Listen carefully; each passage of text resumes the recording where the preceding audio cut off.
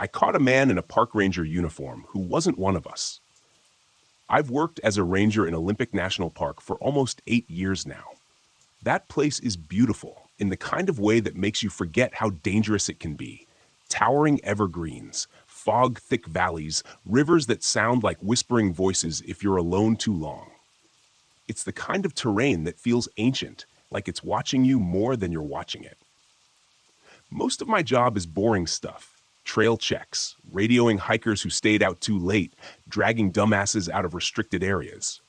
But every once in a while, you get a call that doesn't sit right, the kind where your gut clenches before the radio even goes quiet.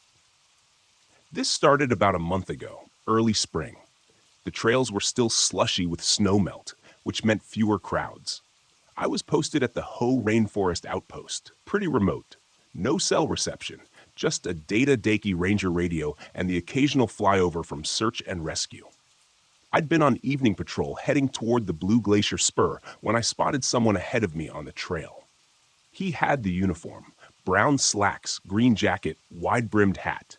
From the back, everything looked legit, but the way he was standing, arms stiff at his sides, head tilted like he was listening too hard to something I couldn't hear. I called out, "Hey, you from the Fork Station." I figured maybe they sent someone to assist with some storm damage we'd had earlier in the week. The guy didn't move, didn't even flinch. I walked closer, trying not to sound weird about it. "You good, man?" When I was maybe 20 feet away, he turned. I don't know how else to say it. Something was off about his face.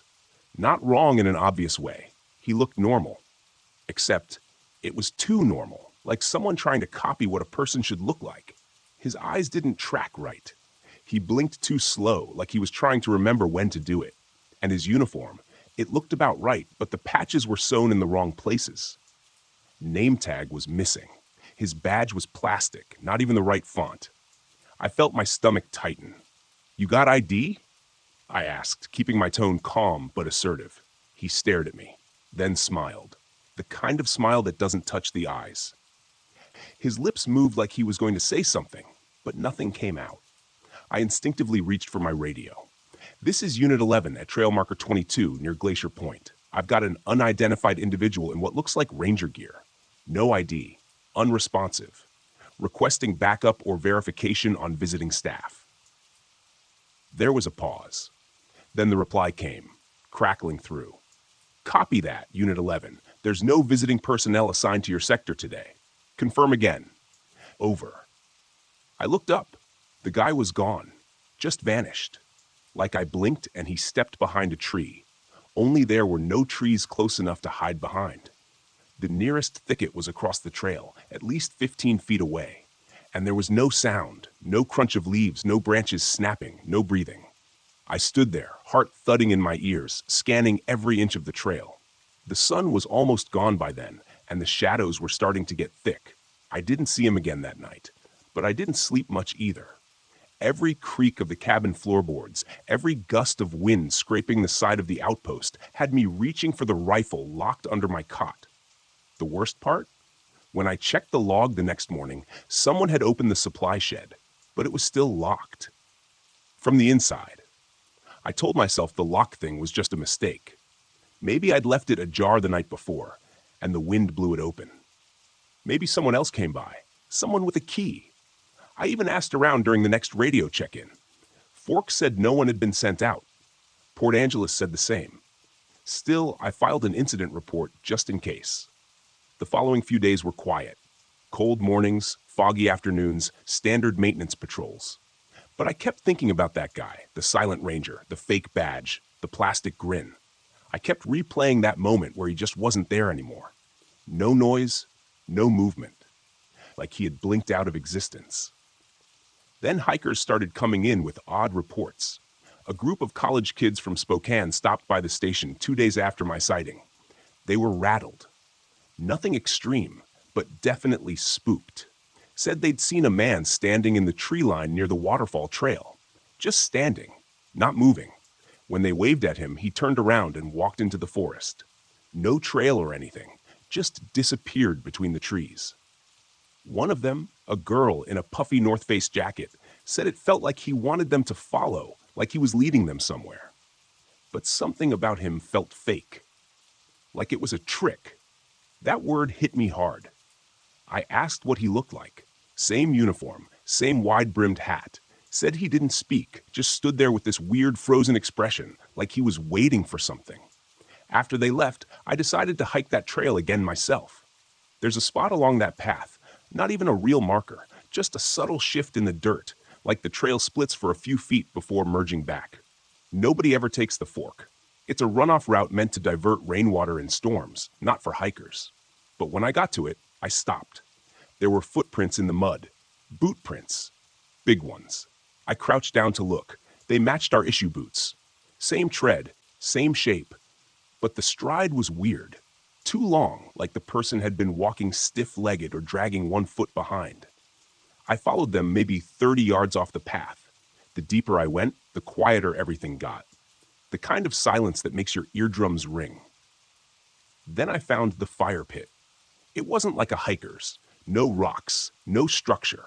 Just scorched earth and half-burnt wood. Around it were bones, small ones, maybe rabbit or raccoon, but they were arranged in a circle, neatly placed, like some weird art project. In the center, blackened by soot, was a ranger hat, identical to mine. I radioed it in. Dispatch asked if I wanted backup. I said yes. An hour later, I was still waiting. That's when I heard someone whistling. No clear tune, just 3 rising notes, soft and slow, like a lullaby you only half remember from childhood. I spun around, rifle half raised. The whistling stopped. "Hello?" I called. Nothing. Just as I started backing away, I saw something sticking out of the underbrush. A scrap of cloth. I tugged it free. It was part of a ranger's shirt, torn, faded, caked in dried mud and something darker. The patch said M. Gilroy. I didn't recognize the name, but the uniform was ours.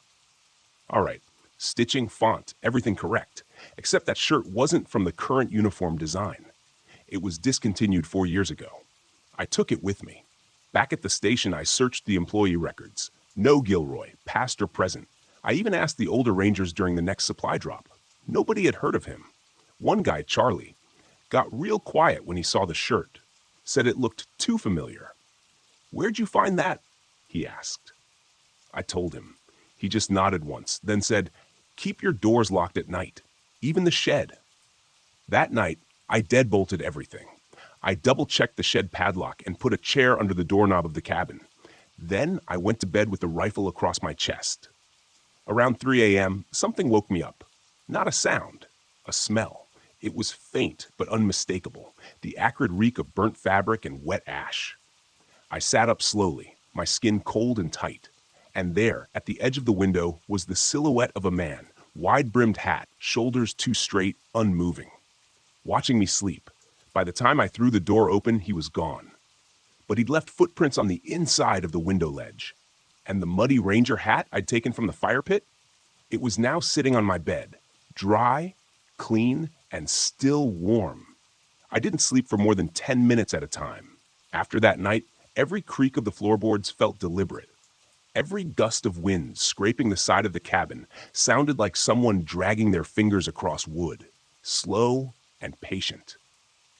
The next morning, I grabbed the hat, still resting exactly where I left it on the edge of the mattress, and shoved it into a plastic evidence bag.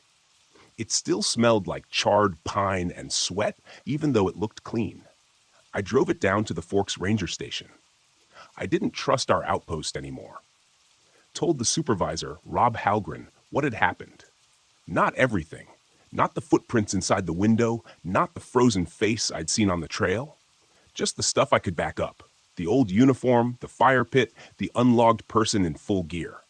He brushed it off as a local squatter, or maybe a disgruntled former employee. Said folks sometimes steal uniforms to get into restricted areas, spook tourists, or sell park gear on eBay. Told me to file a report with the Park Service and let the system work.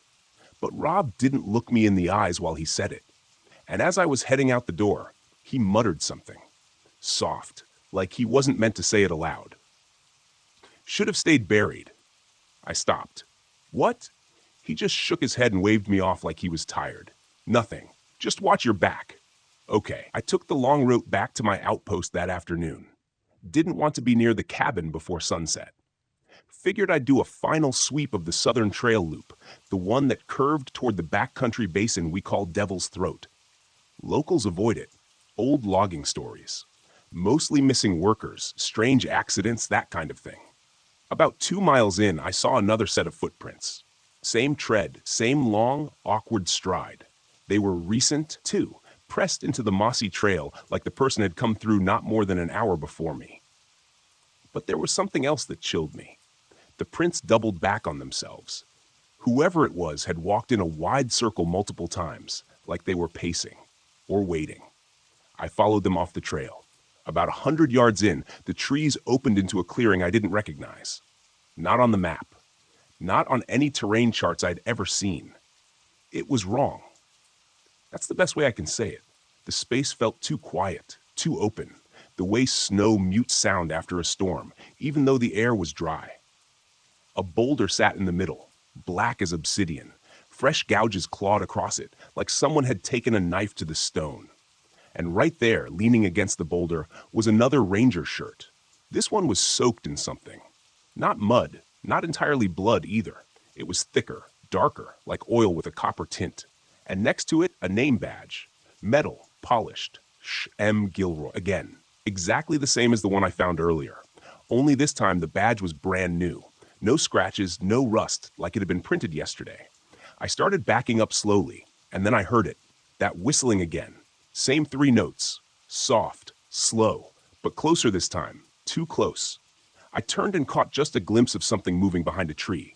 Just enough to see that damn uniform. That wide-brimmed hat. His back was to me again, just like before. Rigid, still, arms tight against his sides. Then he stepped sideways without turning and disappeared behind a tree he couldn't have fit behind. I froze. He hadn't walked. He hadn't even shifted.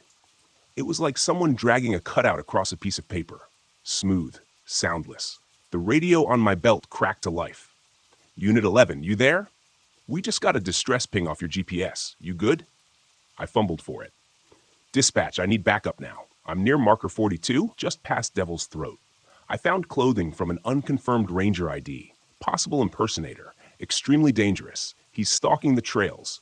Repeat, this guy is not one of us. There was silence. Then static. Then, return to the station, Unit 11. Do not pursue. Do not engage. Lock everything. Await instruction. The voice didn't sound like dispatch. Too flat. No call sign. No repeat back. Just that one cold message. And then I heard the click. Not from the radio, from behind me. I turned around. There was a camera nailed into the tree nearest to me. One of ours. Trail cam. Motion triggered, but it wasn't pointed at wildlife paths. It was angled down at me. The lens was still moving, still adjusting. Someone had just remotely accessed it. There weren't supposed to be any cameras this far out. I yanked the battery pack out and crushed the SD card under my boot. I didn't even think. Just reacted. Then I ran. Not jogged. Ran. All the way back to my outpost, lungs burning, legs cramping, ears straining for footsteps that never came. When I got back, I slammed the door shut and locked every bolt. That was when I saw it. The muddy ranger hat. It was back on my bed. This time it was wet, dripping, and carved into the brim like with a blade were the words, "Gilroy lives here now." I didn't move for hours. I sat there on the edge of the cot with my back against the wall, rifle on my lap, and just watched the hat. Watched it drip, a slow, rhythmic plink, plink, plink onto the plywood floor. The water was dark, stained with something thick and red, like someone had steeped rust in a bucket for a week. I didn't dare touch it again. By sunrise, I was shaking. It was the kind of cold that gets into your bones. But I knew it wasn't the temperature. I was still soaked in sweat, shirt clinging to my back, teeth clenched so tight my jaw ached. I called in sick that morning, said I wasn't feeling right. Might have caught something. They said, fine, rest up. But no one offered to swing by. No one asked questions. That afternoon, I packed up a bag and drove down to Port Angeles to crash at a cheap roadside motel. Place was called the Whispering Cedars. One of those no-frills joints with flickering neon and curtains that don't quite close all the way. I needed noise, cars, civilization, something with walls that weren't made of pine. I didn't sleep much there either. because that night, someone slid something under my motel room door. I almost didn't notice it. I'd left the TV on, one of those late-night History Channel marathons where everything turns into an alien conspiracy. When I finally clicked it off, I saw the edge of an envelope sticking out on the carpet. No return address, no markings, just a single Polaroid inside, but not of me. It was a photo of the inside of my ranger cabin, taken from my bedroom door. My rifle was on the bed. My boots were at the foot of it. You could see the logbook I'd left open on the desk. The timestamp on the bottom corner was from the previous night, meaning someone had been inside while I slept just feet away. My legs gave out. I hit the floor, hands shaking so hard I almost tore the picture in half. I wanted to drive straight to the police, but what was I going to say? That someone broke into a government cabin and left me a photograph in a motel 50 miles away? I checked out before sunrise and drove back to the park. I don't know why. Maybe I was hoping to prove to myself it wasn't real, that the photo was old, that it was some kind of sick prank. I didn't care. When I opened the cabin door, I almost vomited. Everything was exactly as it had looked in the photo. Rifle on the bed. Logbook open to the same page. But now there were footprints. Muddy, coming in through the door, looping around the room, stopping right beside where I should have been sleeping. I followed them with my eyes. They didn't leave the way they came in. They led to the closet. My hand hovered over the knob. I didn't want to open it. Every part of me screamed to burn the whole place down and run. But I opened it anyway. Empty, except for a second ranger uniform hanging neatly on a wire hanger. No dust, no fold lines. It had been placed there recently. And on the shelf above it, there was something carved into the wood. Not a word this time. Just a symbol. 3 sharp lines pointing down like crooked teeth. And underneath it, the number. Sochstart 1973. I don't know why that hit me so hard, but it felt significant. Like a clue I couldn't read yet. I took a photo of it with my phone. First time I'd used the damn thing in days. That night, I made a decision. I needed answers. I remembered Charlie, the older ranger, the one who'd recognized Gilroy's name. He'd been around forever, long before most of us. Quiet guy, paranoid, but sharp. Lived up north near Sekiu in this little trailer with solar panels and no Wi-Fi. Total off-grid hermit. I drove up the next day. When I pulled into his gravel driveway, he was already standing outside, arms crossed. He looked like he hadn't slept. I was wondering how long it would take you to show up, he said, deadpan. I didn't say anything, just held up the picture of the carving, the 3 lines, the number. Charlie's face went pale. He didn't invite me inside. He just walked around back, grabbed a rusted metal tin from under a loose board on the porch, and handed it to me. Inside were old newspaper clippings, some yellowed, others water damaged, all about Olympic Park, and they all had one thing in common: rangers missing, always alone. One headline read, "Local ranger disappears without a trace." Last known location, Devil's Throat. Date, 1973. There was a photo, black and white, blurry. The man in the shot was standing in front of a fire pit. Same posture, same stiff stance, same wide-brimmed hat. Under the photo, in small type, Ranger Martin Gilroy. Charlie lit a cigarette with shaking fingers and said, he was never found. Search went on for weeks. No prints, no gear, just his name badge nailed to a tree. I asked him how he knew all this. He looked at me, dead serious.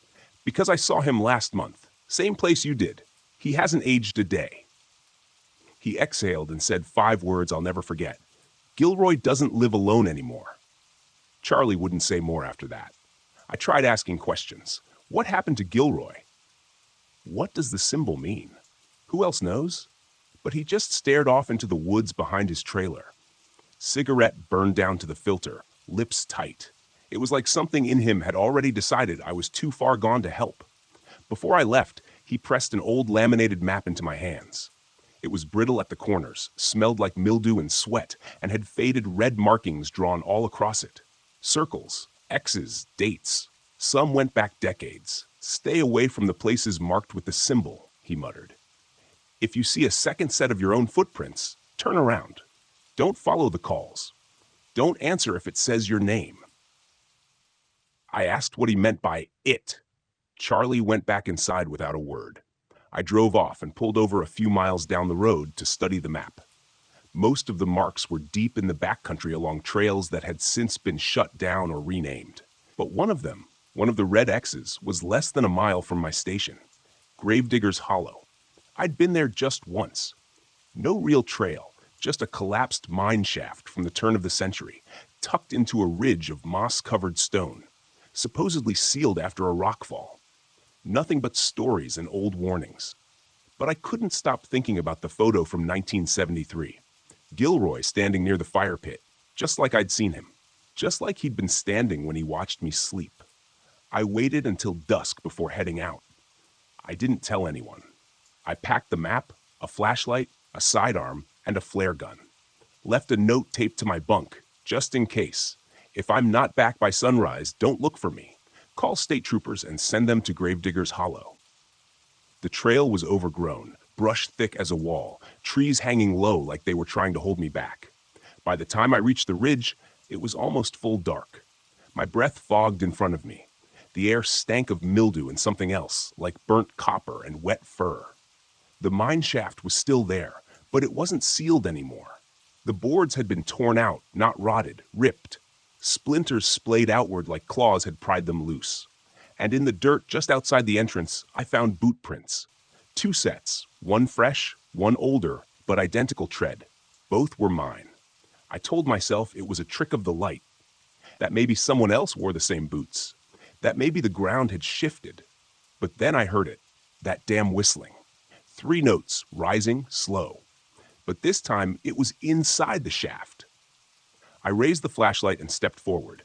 Just inside the mouth, someone had painted on the wall in black ash and soot the symbol, the 3 crooked lines pointing down.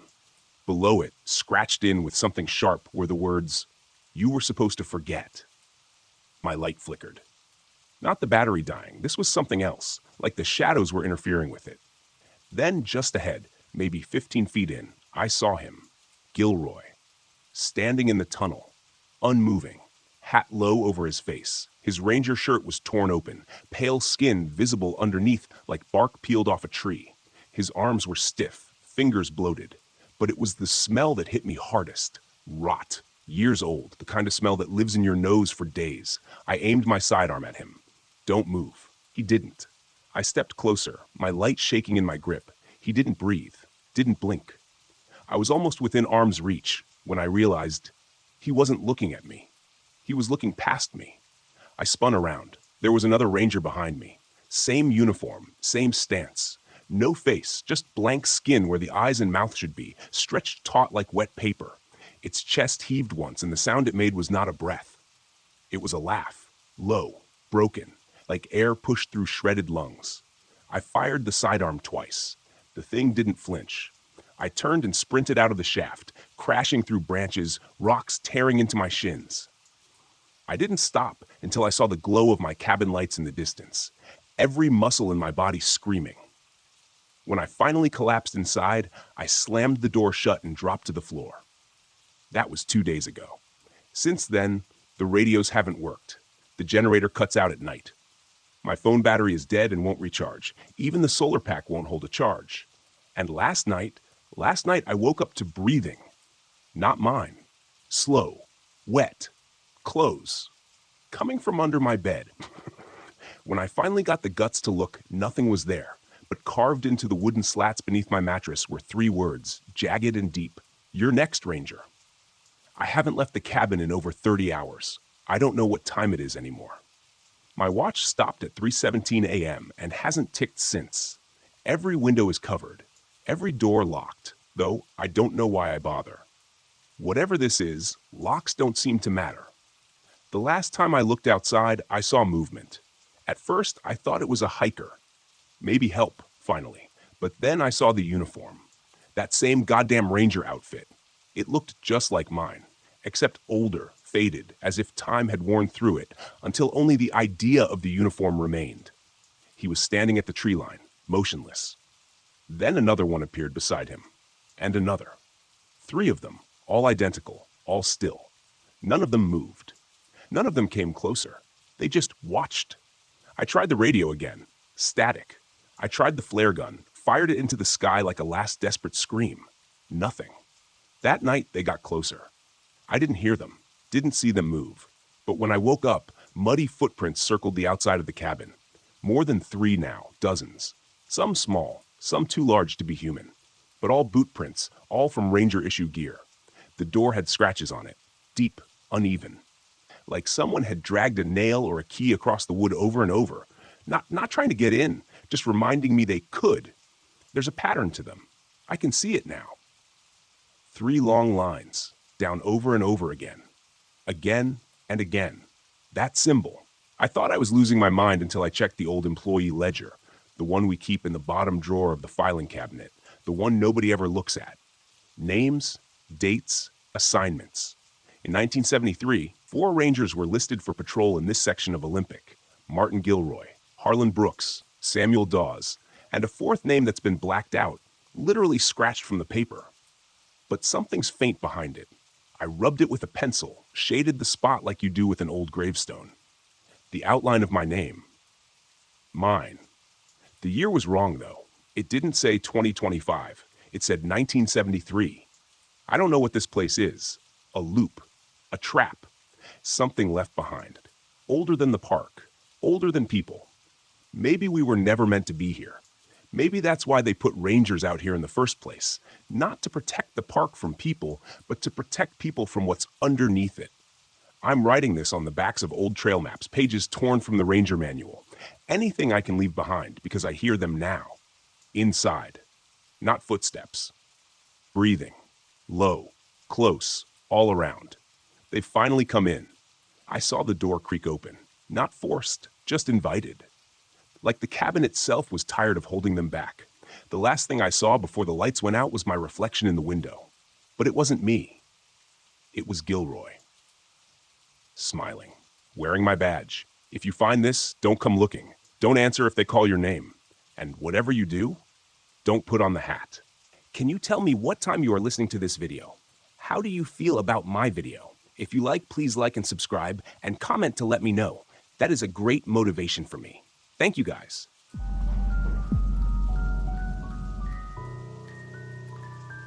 A stranger handed me a map with one spot marked. Don't. They had me working solo shifts that week up in the Bitterroot Range, northern Montana. You know the kind. Endless trees, air so clean it stings your nose, and silence so deep you swear it has weight. I'd just been transferred to the Lolo National Forest outpost.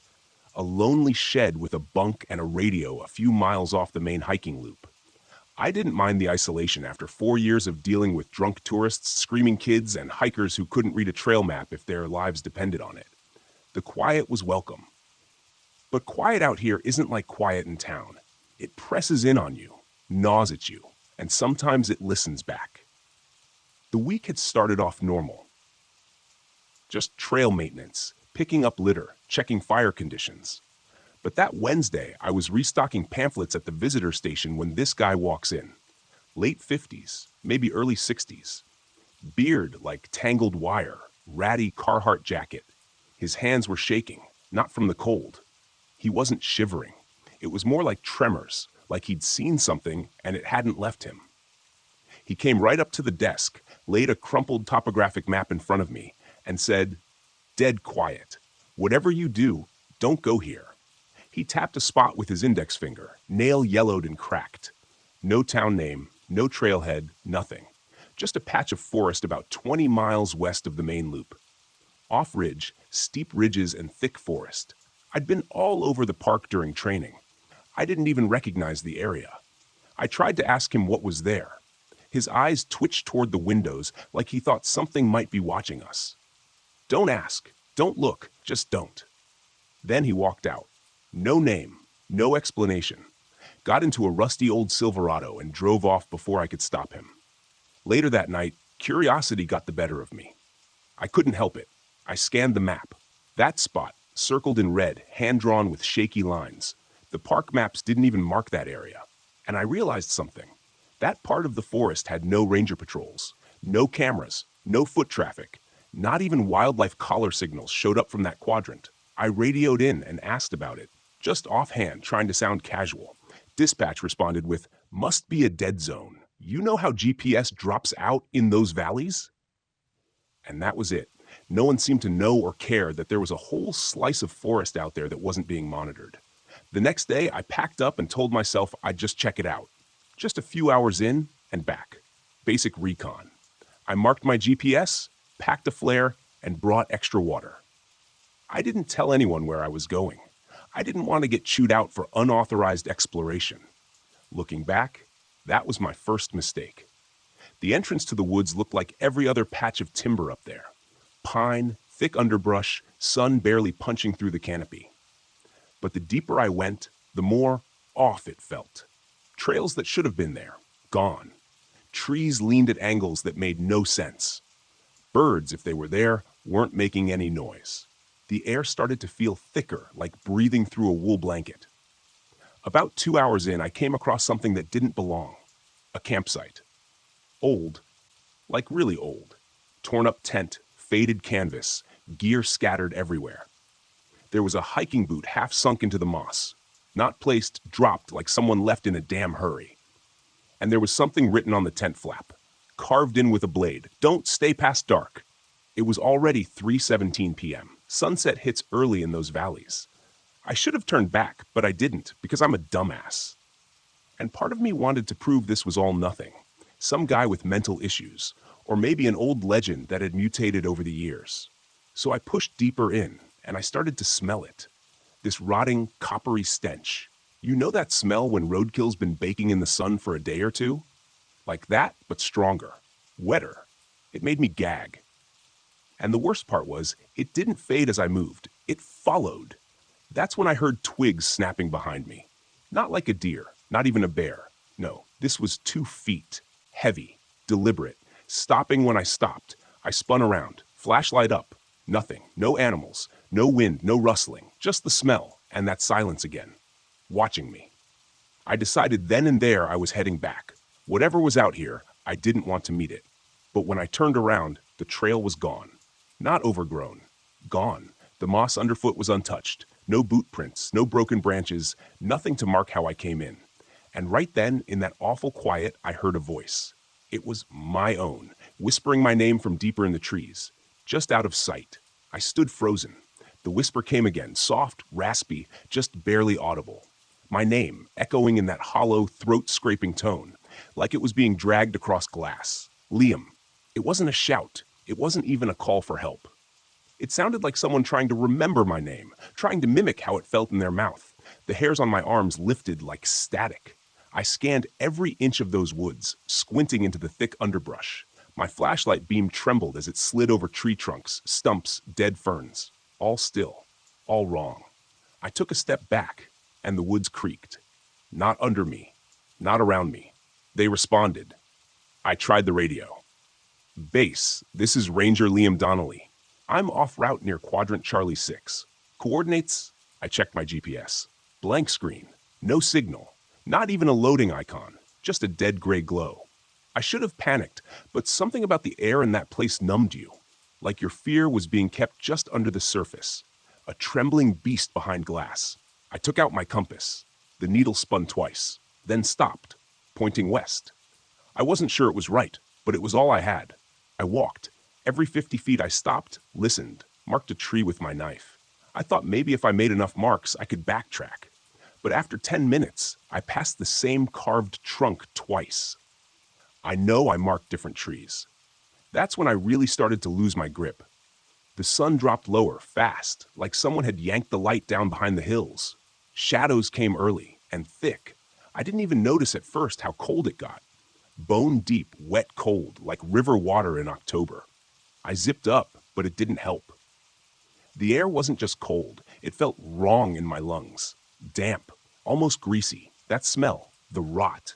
It hadn't left, just kept ghosting behind me like something was carrying it. I started to hear more sounds now. Not words, movements, light crunches. Once I heard a low groan like a dying animal in the brush. But when I swept my light over it, I saw nothing. The moss didn't even look disturbed. I came up on a clearing, open space, maybe 30 feet wide, a few tree stumps, long dead. One in the center was carved with deep horizontal gouges, like claw marks, but too high to be from any animal I know. I nearly dropped my flashlight when I saw it. A man was sitting on the stump, motionless. I raised my light, hand shaking. My voice came out hoarse. "Sir, are you okay?" He didn't move. He was dressed in full hiker gear. Columbia jacket, North Face boots, Rei pack beside him, mud-caked but not torn. Everything looked new, except for his face.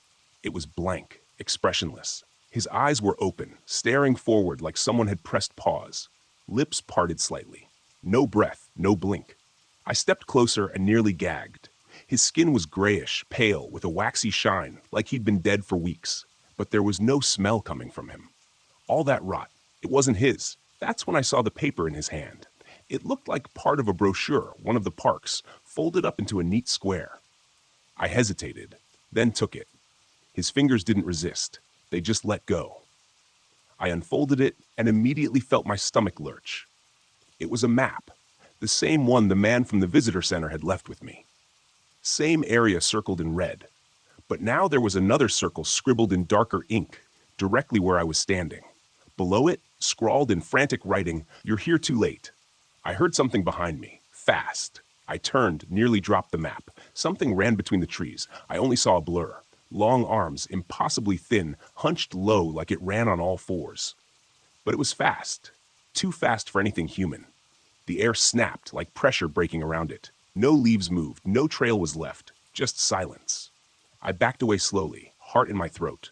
And the hiker, dead or whatever he was, still didn't move. And then he blinked. Just once, slowly. That's when I ran. I didn't even try to find the way I came in. I just barreled into the brush. Branches sliced my face. Thorns caught my sleeves. My boots sank in soft mud. But I didn't stop. I ran until my legs screamed, lungs burned, and I collapsed against a tree. I don't know how long I stayed there, wheezing, staring into the dark. That's when I noticed there was a second set of footprints next to mine. Fresh. Deeper than mine. Barefoot. They hadn't been there before, and they were facing me. I stared at those prints like my brain couldn't process them.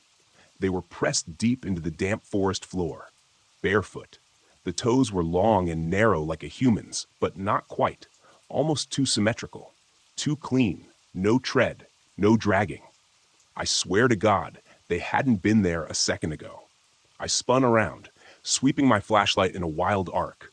The beam bounced off trees, scattered shadows that shouldn't have been there, caught glints in the wet moss, but nothing human, or animal, or anything.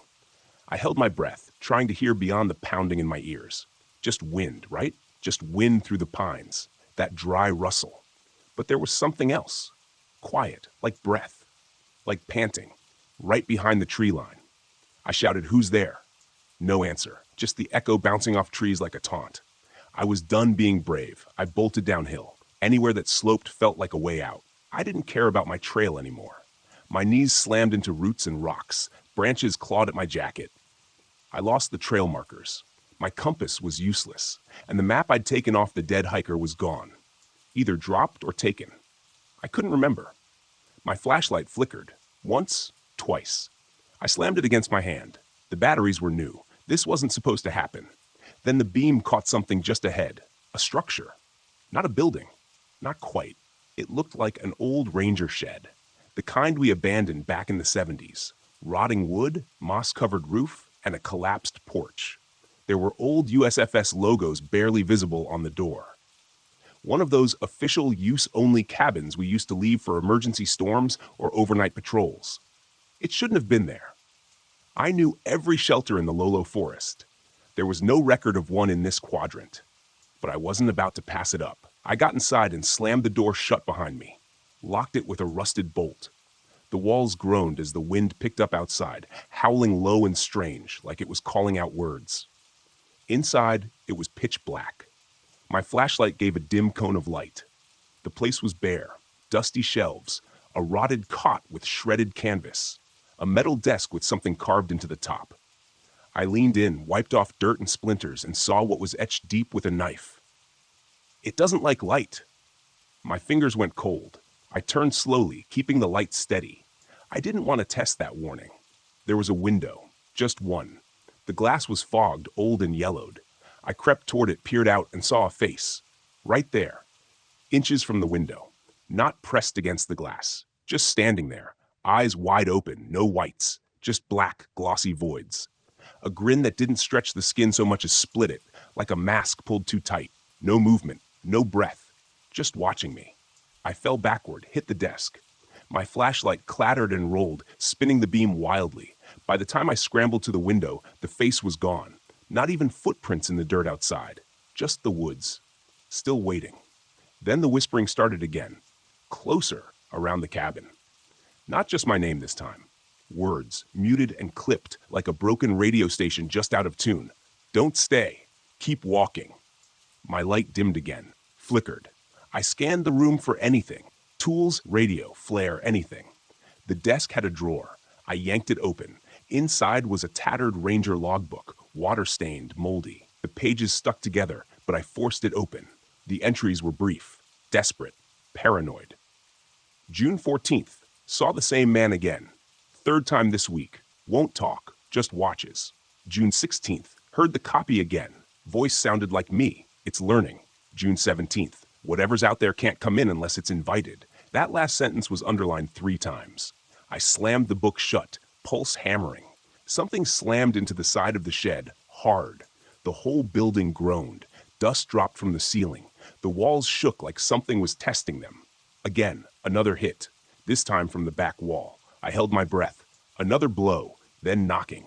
4 slow knocks. Polite, rhythmic, then silence. I don't know how long I stood there. Flashlight shaking in my hand. Minutes, maybe.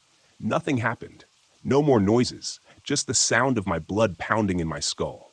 I backed away from the window, and that's when I heard the front door latch click open. Not forced, not broken, just flipped. Someone had unlocked it, from the outside. But I had locked it. I know I had. The door creaked open, just an inch, maybe 2. The beam of my flashlight caught something in the crack of the door. A hand, dirty, long-fingered, pressed against the edge. Just holding the door there, waiting. That's when I noticed something else. The smell was back. But this time, it was inside. I didn't move, didn't blink. Just stared at that hand gripping the doorframe like it was part of the wood. It didn't twitch, didn't press forward, just held still, as if it was waiting for permission. The thing, whatever it was, wanted me to open the door the rest of the way. I took a step back, slow and quiet, and nearly knocked over the cot behind me. I kept the flashlight aimed low, not wanting to shine it directly on the hand. Not yet. Part of me thought maybe if I didn't look straight at it, it wouldn't fully see me. My back hit the wall. The air had changed again, heavy and warm, like a furnace running behind rotting drywall. The scent now wasn't just decay, it was sweet, syrupy, like old meat left out too long under plastic wrap. My eyes watered, my throat clenched, and then the hand retreated, just like that. Slid back, slow and silent. The door stayed cracked open. That's when I made another mistake. I aimed the flashlight straight through the door. For less than a second I caught it. The thing out there. A figure. Tall, maybe 6'4", but thin. So thin it looked like a Halloween decoration someone had left in the woods too long. Skin like stretched parchment, no clothes. The face, it was blank, but not featureless. The bones underneath moved, not the way faces normally move. This was like watching a mold shift from behind a curtain. Every few seconds, the cheekbones would push up unnaturally, like it was trying out different faces. And then it smiled. Not a reflex, not a human smile. The corners of its mouth pulled back too far, revealing more teeth than should have fit in a human skull. Sharp, flat, uneven. I fell back, flashlight scattering light across the floor. I scrambled for it, and the beam spun across the open door. Nothing. The figure was gone. I slammed the door shut, shoved the desk in front of it. My hands were shaking too badly. I could barely grip the drawer handle. I dug through it again, searching, praying for a flare or radio. There was only one thing left in the back corner. A knife. Old and rusted, but sharp enough. I clutched it in my right hand and waited. No sounds, no knocks, nothing, until I heard a voice from inside the room. It was me, Liam. Exactly. My voice, exactly my tone. Coming from the far side of the cabin, the corner where the shadows were thickest. I raised the flashlight. There was a figure standing there, barely visible, back turned, shoulders hunched, same jacket as me, same boots. It was me standing completely still, back turned, breathing. I should have run, should have leapt through the damn window, but I couldn't move. The air felt glued to my skin. I could hear my own breath, except it wasn't mine. It was the thing in front of me, matching my rhythm. Inhale, exhale. I finally managed to whisper, "What are you?" The figure tilted its head, jerky, too far, like a puppet string being pulled wrong. And then it whispered something that didn't make sense, something that didn't come from my mouth. "I was you once." The light flickered again. When it came back on, the corner was empty. I didn't sleep that night. I sat against the wall, flashlight aimed at the door, knife in my lap. Every few minutes, I'd hear twigs snap outside, or footsteps, or breathing. Always just enough to keep me alert, just enough to let me know it hadn't left. At dawn, I finally dared to crack the door open. The forest was silent, and the smell was gone. I made it back to the main trail by noon. Nearly collapsed when I saw the first ranger sign. My GPS clicked back online like nothing had ever happened. When I got to the station, I filed an incident report. I left out the hallucinations, the mimic, the impossible cabin. But I couldn't stop thinking about the man who gave me the map. Why me? That night, I pulled out the old park survey maps from the archives, tried to find that section again. There was no record of that quadrant even existing, just an empty space on the map and a note scribbled in faded ink along the bottom margin. Do not assign patrols beyond mile marker 19. Nothing there to protect. Except there was something. It was still there, and now it knew my face. I took 2 weeks off, told my supervisor I needed mental health leave. He didn't argue, didn't ask questions, just nodded slowly, like he'd seen this before. Maybe he had. Back in town, I tried to live normal again. Sleep in my own bed, order takeout, watch garbage TV to drown out my thoughts. But every night around 3 a.m., I'd wake up drenched in sweat, convinced someone was standing at the edge of my bed. Not doing anything, just watching. And sometimes I'd hear footsteps in my hallway, slow, barefoot. Each time I jumped up, heart pounding, knife in hand, but there was no one there. No sign of a break-in, nothing on the security cam I installed facing my front door. But I swear to God, one night I checked the footage and saw something wrong. A frame. Just one frame of me standing on my own front porch, looking directly into the camera, wearing the uniform I hadn't put on since the forest. Same jacket, same mud-stained boots. I sat in the dark, staring at that frame for hours. That next morning, I made a choice I can't fully explain. A kind of instinct, a gut-deep pressure that said, "This won't stop until you go back." So I did. I didn't tell anyone. I left a note in my truck just in case I didn't make it out again. Bought a burner phone and a fresh compass, parked 5 miles from the edge of the tree line, and hiked in the rest. This time, I didn't bring a flashlight. I brought fire, 2 flares, a lighter, and a metal canister of kerosene. I figured if whatever this thing was didn't like light, it might hate fire even more. It took hours to find the same route. The trees looked different in daylight. No trail markers, no landmarks, but somehow I felt where I was supposed to go, like it was pulling me back, guiding me. By late afternoon, I was standing in the same clearing where I'd seen the hiker. Only now it was empty. No body, no pack, no stump carvings, like the whole thing had reset. But there was one thing left behind, a photo, pinned to a tree with a knife. It was a Polaroid, weathered and curled. I shouldn't have touched it. I knew better. But I did. It was a photo of me, taken from behind, walking into the forest. The timestamp read the exact date and time I'd arrived today. I staggered back, heart racing. That's when I heard it again. Not footsteps. My voice laughing, coming from the trees behind me. I spun around, flaring the lighter. Nothing. But the laugh didn't stop. It was echoing now, repeating, warped, like it had been recorded and played back wrong. Then I saw movement. Not in front of me, above me. I looked up and nearly dropped the lighter. There were things in the trees, dozens of them, hanging like cocoons wrapped in moss and fabric and old camping gear. Arms and legs sticking out at wrong angles. Some were moving, twitching gently in the breeze like they weren't quite dead. faces half covered, slack-jawed, open-eyed. I recognized two of them, the missing hikers from last season. Their posters were still up in the visitor center. And then one of them opened its eyes, locked onto mine. Mouth moved. One word, barely a whisper across the distance. Run. The forest exploded with sound, branches cracking, laughter. Hundreds of voices, all mimicking mine. Some wrong, some garbled, some sounding like they were dying. I grabbed the kerosene, splashed the base of the tree where the photo had been, lit the flare, and threw it. The tree went up in seconds. Flames roaring into the air, licking the hanging bodies. The laughter changed, not stopping, but twisting into screaming. Screams in my voice.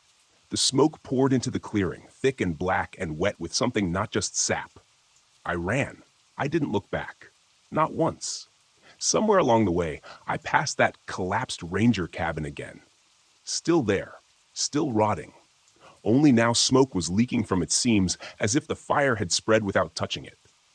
I made it back to the ridge by nightfall, fell to my knees at the trail marker, vomited until there was nothing left in me. No one ever came looking. No one ever asked where I'd been. But that night, back in town, I got a text from an unknown number.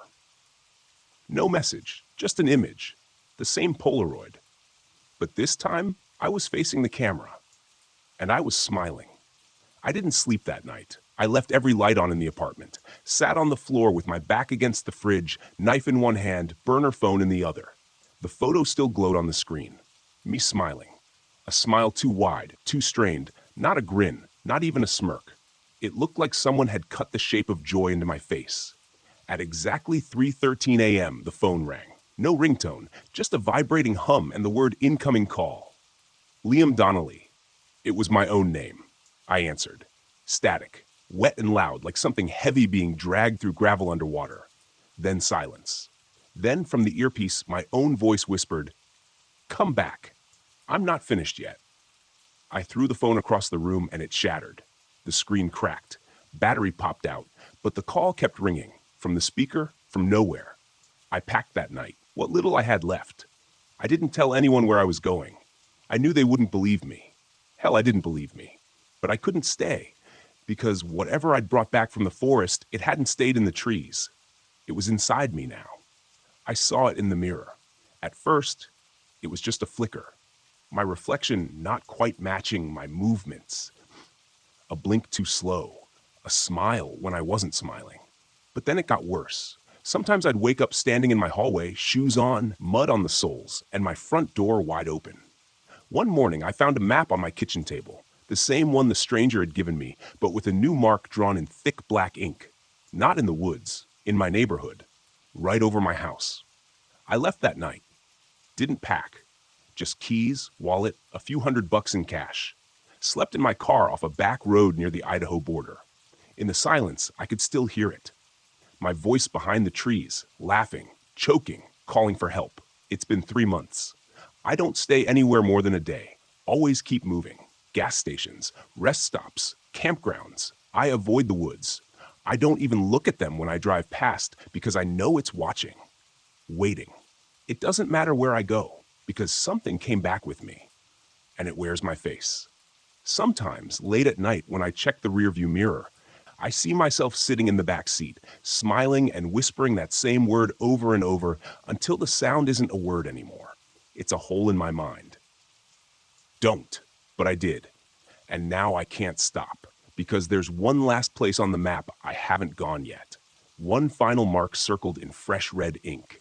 It just appeared yesterday, and this time, the word next to it doesn't say don't. It says home.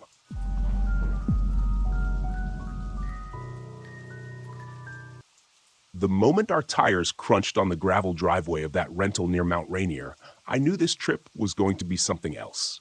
I've always had a knack for sensing when things are about to turn sideways. Maybe it's the Montana in me, or maybe it's just because I've read too many creepy novels. Either way, as I looked out at the dense Washington forest that surrounded us, I felt an itch at the back of my mind. My friends were a mix of excitement and exhaustion as we unloaded our bags. Alex, the planner of our group, had found this place. "Guys, this is going to be epic." he said with a grin that was too wide to be just about the scenery. Sarah, the skeptic, rolled her eyes but couldn't hide her curiosity. And then there was Mark, always ready for anything, camera in hand. We were greeted by Michelle, our rental host, who had the rugged, weathered look of someone who'd spent her life outdoors. She was across the street tending to a horse in a pasture that seemed to stretch into infinity. "Welcome," she called out, her voice carrying a hint of something I couldn't quite place. Intrigue, maybe. We all walked over to greet her, eager to stretch our legs and get to know the place. Michelle had a way about her that was both disarming and slightly unnerving. She offered to show us around her property, and we eagerly agreed. The place was more than just a house. It was a slice of untouched wilderness, complete with more horses and a smattering of other animals. But it was when we crossed over to her backyard, past her quaint wooden house, that things started to get interesting. Michelle gathered us in a circle, her eyes glinting with a mix of mischief and excitement. "So, do you guys want to go back home with a story?" she asked, her voice dropping to a whisper. How could we say no? We followed her past a barn, walking into a part of her backyard that was more forest than garden. The ground was soft underfoot, the air thick with the scent of pine and earth. About 100 feet in, Michelle stopped. "Stop. Look down," she instructed. At our feet was a footprint, but not just any footprint. It was massive, easily twice the size of my own, and oddly shaped, wider and longer than any humans could be. And there were toe imprints, clear as day. "This," Michelle said, a serious tone replacing her earlier playfulness, "was made by a Sasquatch." A Sasquatch. The word hung in the air like a challenge. I glanced at my friends and saw their expressions mirror my own, a mix of disbelief and curiosity. Michelle went on to tell us how she found the imprint, and then, almost as an afterthought, how she had come to own this land and the property across the street where we were staying. Her voice took on a somber note. "You might think I'm crazy, but if I knew about their existence, I would have never moved here. Do you want to see more?" There was a collective pause, a moment where we all considered the sanity of following this path. But adventure has a way of tipping the scales. We nodded, and Michelle led us deeper into the woods. As we walked, the forest seemed to close in around us. The chirping of birds and the rustling of leaves were the only sounds that accompanied our footsteps. I felt a shiver run down my spine, the kind you get when you realize you're part of a story much bigger than yourself. And as the shadows lengthened around us, I couldn't shake the feeling that we were not alone. We ventured further into the dense Washington woods. I felt an uneasiness creep up my spine. I've been in plenty of wild places, but there was something about these woods, shrouded in twilight, that felt different. The trees loomed over us like silent giants, their branches casting long, strange shadows that danced in the breeze. Michelle led us with a confidence that only comes from someone who knows every inch of their land. She was part guide, part storyteller, weaving a narrative that was as captivating as it was unsettling. We were deep in her territory now, far from the comforts of the rental. "Here," Michelle said, stopping suddenly. She pointed at the ground to a cluster of sticks. They were arranged in a way that was too deliberate to be the work of nature. "I laid these out earlier today. Look how they've been moved." We circled around the sticks, the air thick with intrigue. The arrangement was peculiar, like a cryptic message left by an unknown hand. Michelle's theory was that the Sasquatch were mischievous creatures, fond of small pranks like this. It was hard to digest, but out here in the embrace of the wilderness, anything seemed possible. As we walked on, I couldn't shake off the feeling of being watched. The forest had a presence, a personality almost. It was as if the trees themselves were alive with secrets, whispering tales of the unknown. Michelle's next words sent a chill down my spine. "Right about here is where you might feel something unusual," she said, her voice barely above a whisper. And she was right. The air around us felt charged, electric. The hair on my arms stood on end. And I wasn't the only one. Alex looked around nervously, and even Sarah, our group skeptic, seemed uneasy. "They asked me to bring you here," Michelle continued, her voice taking on a solemn tone. The Sasquatch, I mean. They wanted to say hello. I tried to process her words. Were we really being summoned by a legendary creature, or was this all an elaborate ruse? But before I could ponder further, Michelle posed a question that cut through the silence like a knife. Has any of you recently lost a brother, or experienced psychic abilities? We exchanged glances, each of us shaking our heads. The question hung in the air, adding to the thickening plot of our little adventure. Our journey took us to the last point of our walk. Michelle's eyes widened as she examined another set of sticks. I can't believe it, she murmured. Earlier, she had laid them out, and now they were rearranged, just like the first set.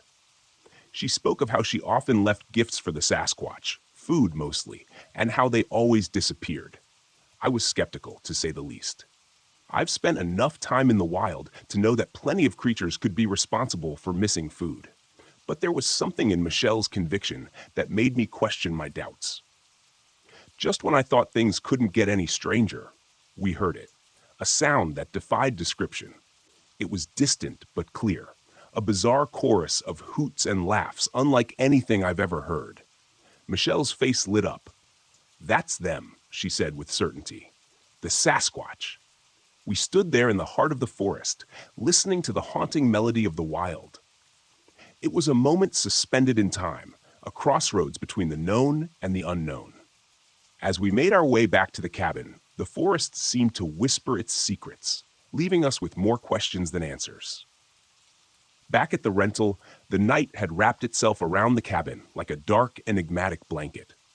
We sat on the porch, nursing our drinks, each lost in thought. The conversation swirled around our bizarre encounter, theories tossed back and forth like a game of catch. Alex was all in, buying every word Michelle had said. Sarah remained skeptical, her brows knitted in doubt. And Mark, well, he seemed more interested in capturing the perfect night shot of the woods than joining our debate. The thing about the wilderness is, it has a way of stripping down your beliefs, leaving you raw and open to possibilities you'd scoff at in the light of day. And right then, under the vast starry sky, I felt that vulnerability. I'm going back out there, declared Alex suddenly, his voice cutting through the night. I have to see this for myself. Mark, ever the adventurer, didn't hesitate to join him. I watched them disappear into the tree line, their flashlights bobbing like will-o'-the-wisps in the darkness. Left alone, I felt a strange sense of solitude. I wasn't up for chasing shadows in the woods. Instead, I rolled a joint and settled into the quiet, letting the serene beauty of the Washington wilderness wash over me. The cabin, with its warm lights and rustic charm, felt like a sanctuary. But the stillness of the night was deceptive. As I sat there, lost in the tranquility, it happened again. That sound, distant but unmistakable. The eerie, almost otherworldly call that Michelle had attributed to the Sasquatch. It started as an owl's hoot, morphing into that bizarre, monkey-like laughter. I froze, every instinct screaming that this wasn't just some nocturnal animal. There was an intelligence in that sound, a deliberate communication that transcended the barriers of the known world. I wanted to dismiss it, to rationalize it as the trickery of the night. But sitting there alone in the vastness of the wilderness, I couldn't. Time seemed to stretch on endlessly, the sound echoing in my mind long after it had faded away. When Alex and Mark finally returned, I relayed my experience, but they hadn't heard anything.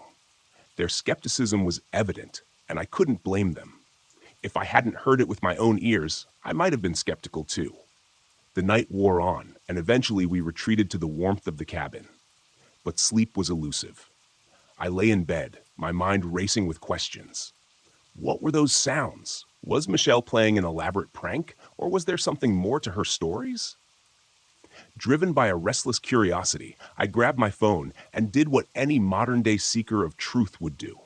I Googled, Washington State creepy laugh animal. The first result was an article titled, Bigfoot or Animals? Hair-raising sounds coming from a swamp on Indian reservation in Oregon. My heart skipped a beat. The description matched what I had heard perfectly. As I lay there staring into the darkness, I realized that the wilderness holds more mysteries than we can fathom.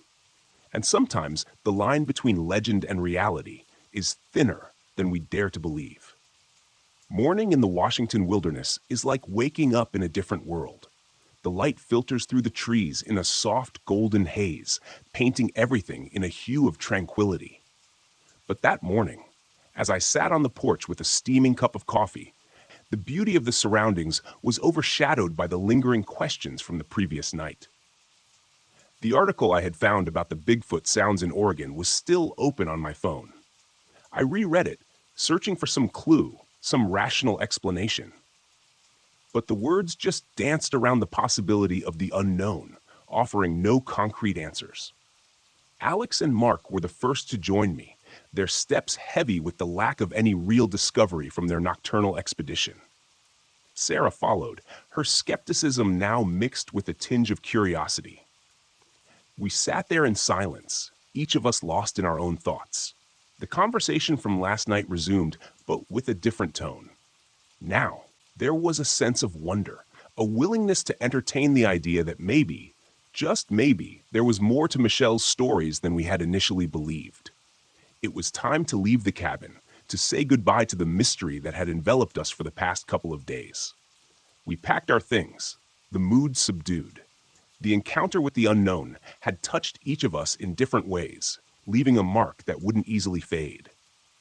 As we loaded the car, Michelle appeared. Her demeanor was the same as when we first met her, a mix of the earthly and the ethereal.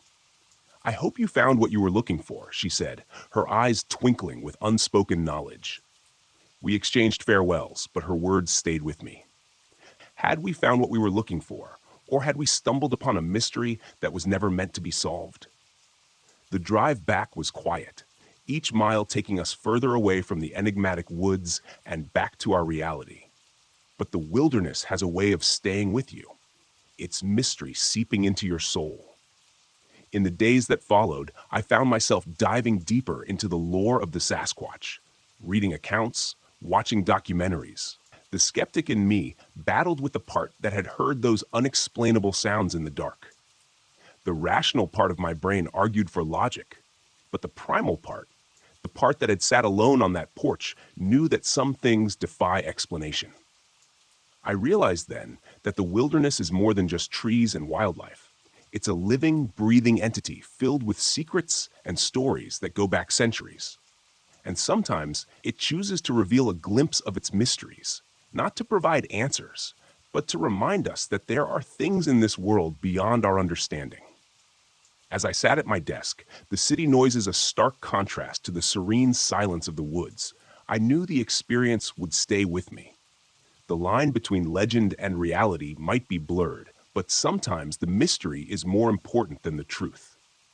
In the end, our Sasquatch experience in Washington State was a journey into the unknown, a reminder of the vast and unexplored mysteries that lie hidden in the heart of the wilderness.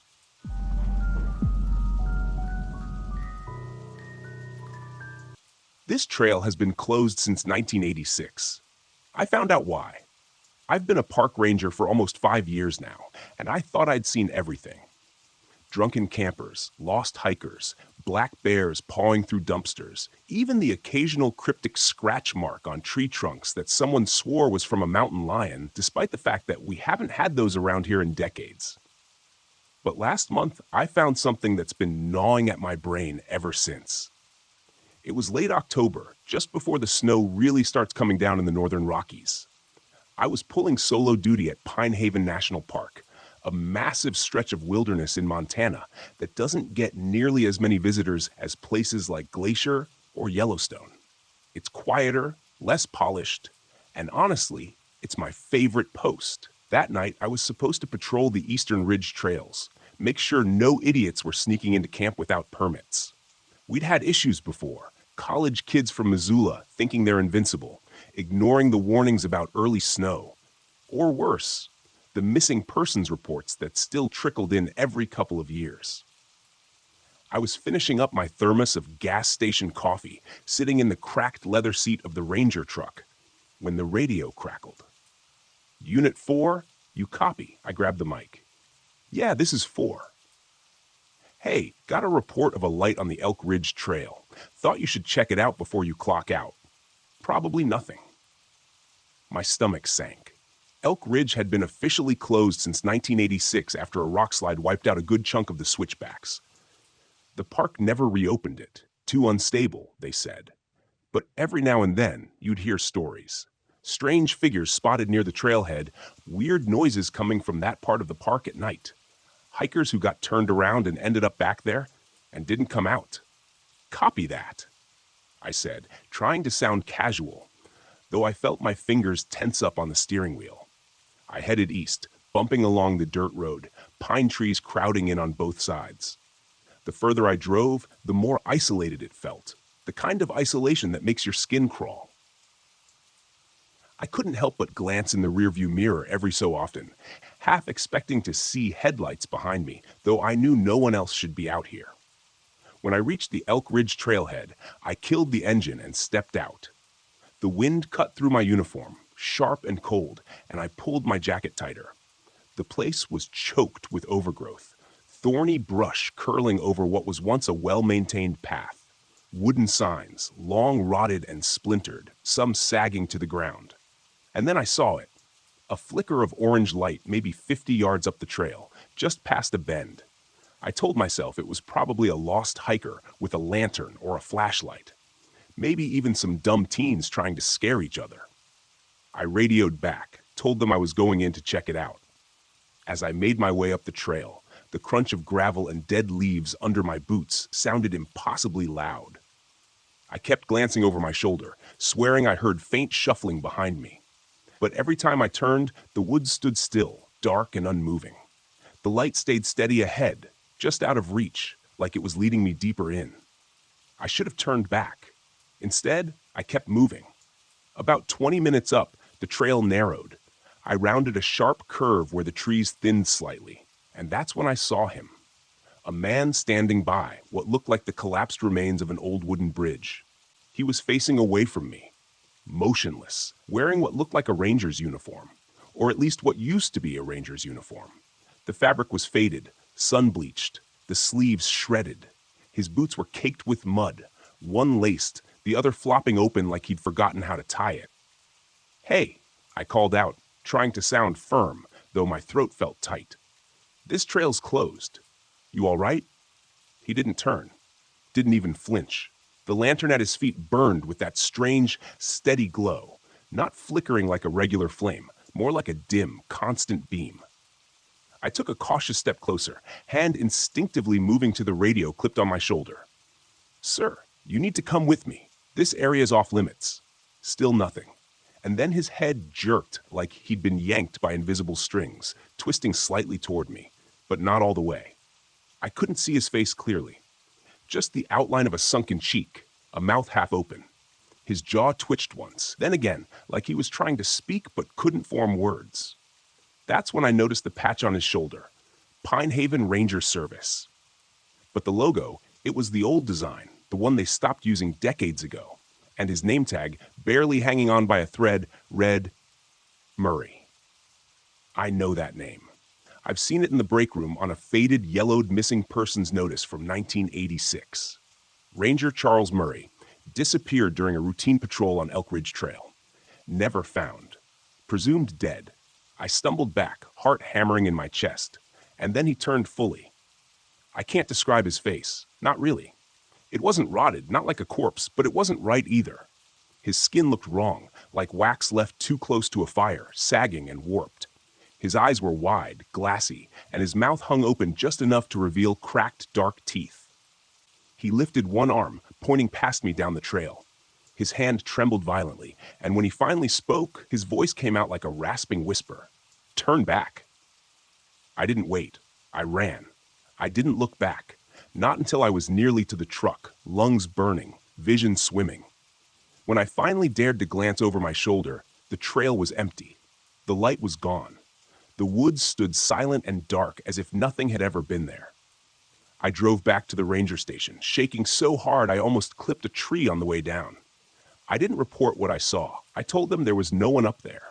No lights. Nothing. But the next night, when I was alone in the office, I went to the old records. I pulled Murray's file, and I found something I wish I hadn't. Scrawled on the last page, barely legible, was a note from the original search team. Do not reopen Elk Ridge. If anyone sees lights or hears the name Murray, tell them to leave. Do not let them follow. I don't know what's up there. I just know I'm never going back. That night, even after I got home, small, creaky apartment above the old bakery in town, I just sat on the edge of the bed, boots still on, jacket still zipped up.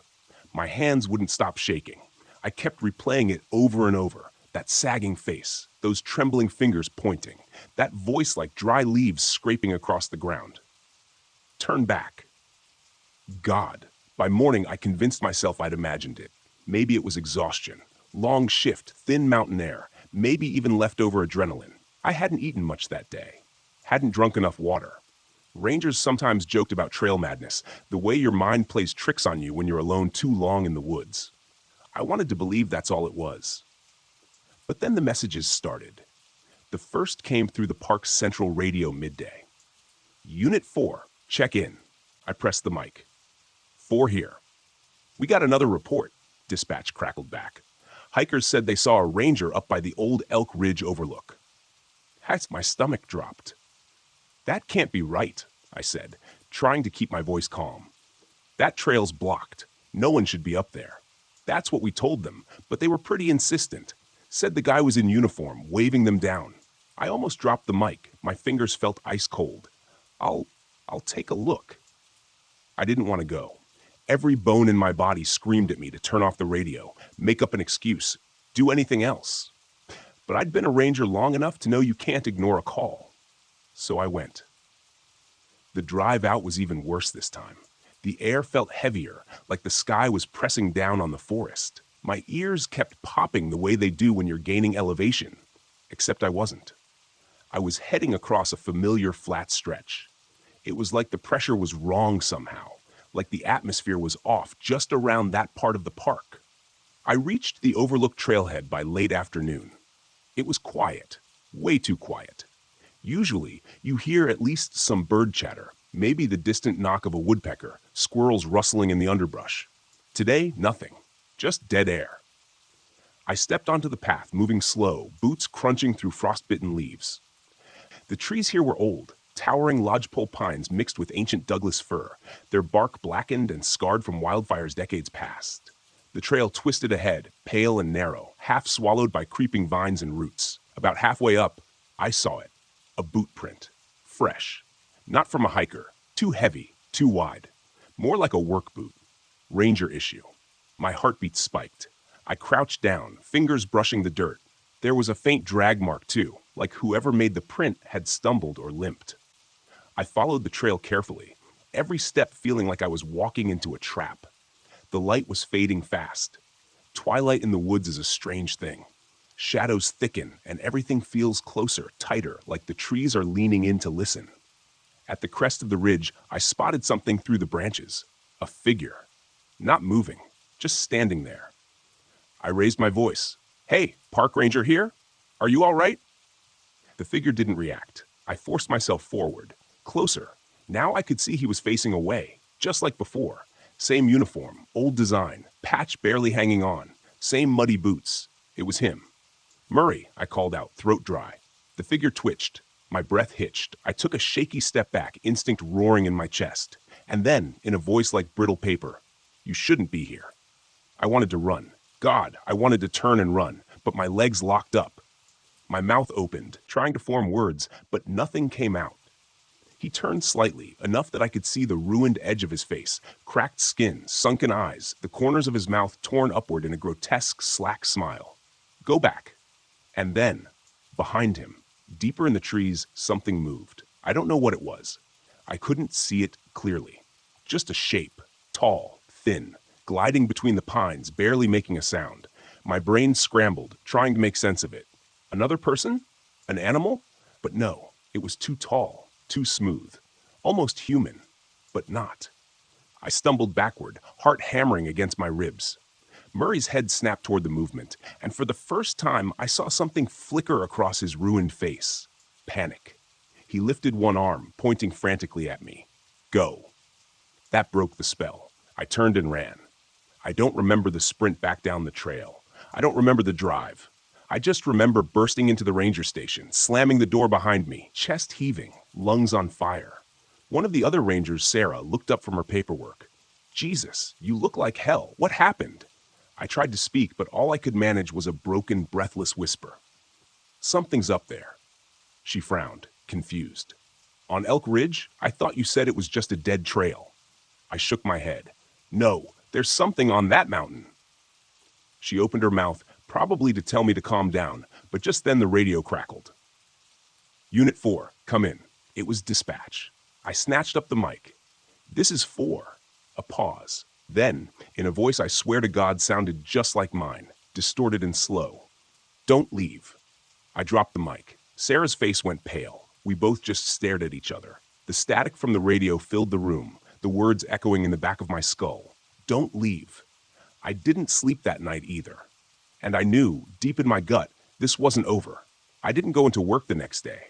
I told them I was sick, called Sarah early, voice shaking, said I had chills, fever, whatever I could think of. She sounded surprised but didn't push. Honestly, I think she was relieved. Maybe she thought I needed a break after the weirdness yesterday. But the truth is, I didn't want to be anywhere near the park. I stayed holed up in my apartment, blinds drawn, sitting on the couch with the TV on, just for background noise. Netflix played some dumb cooking show on loop, but I wasn't watching. I just sat there staring at the wall, replaying everything over and over. Murray's face, that thing behind him moving through the trees, the voice on the radio. My voice, warped and slow, telling me, "Don't leave." By evening, I thought maybe I was cracking up.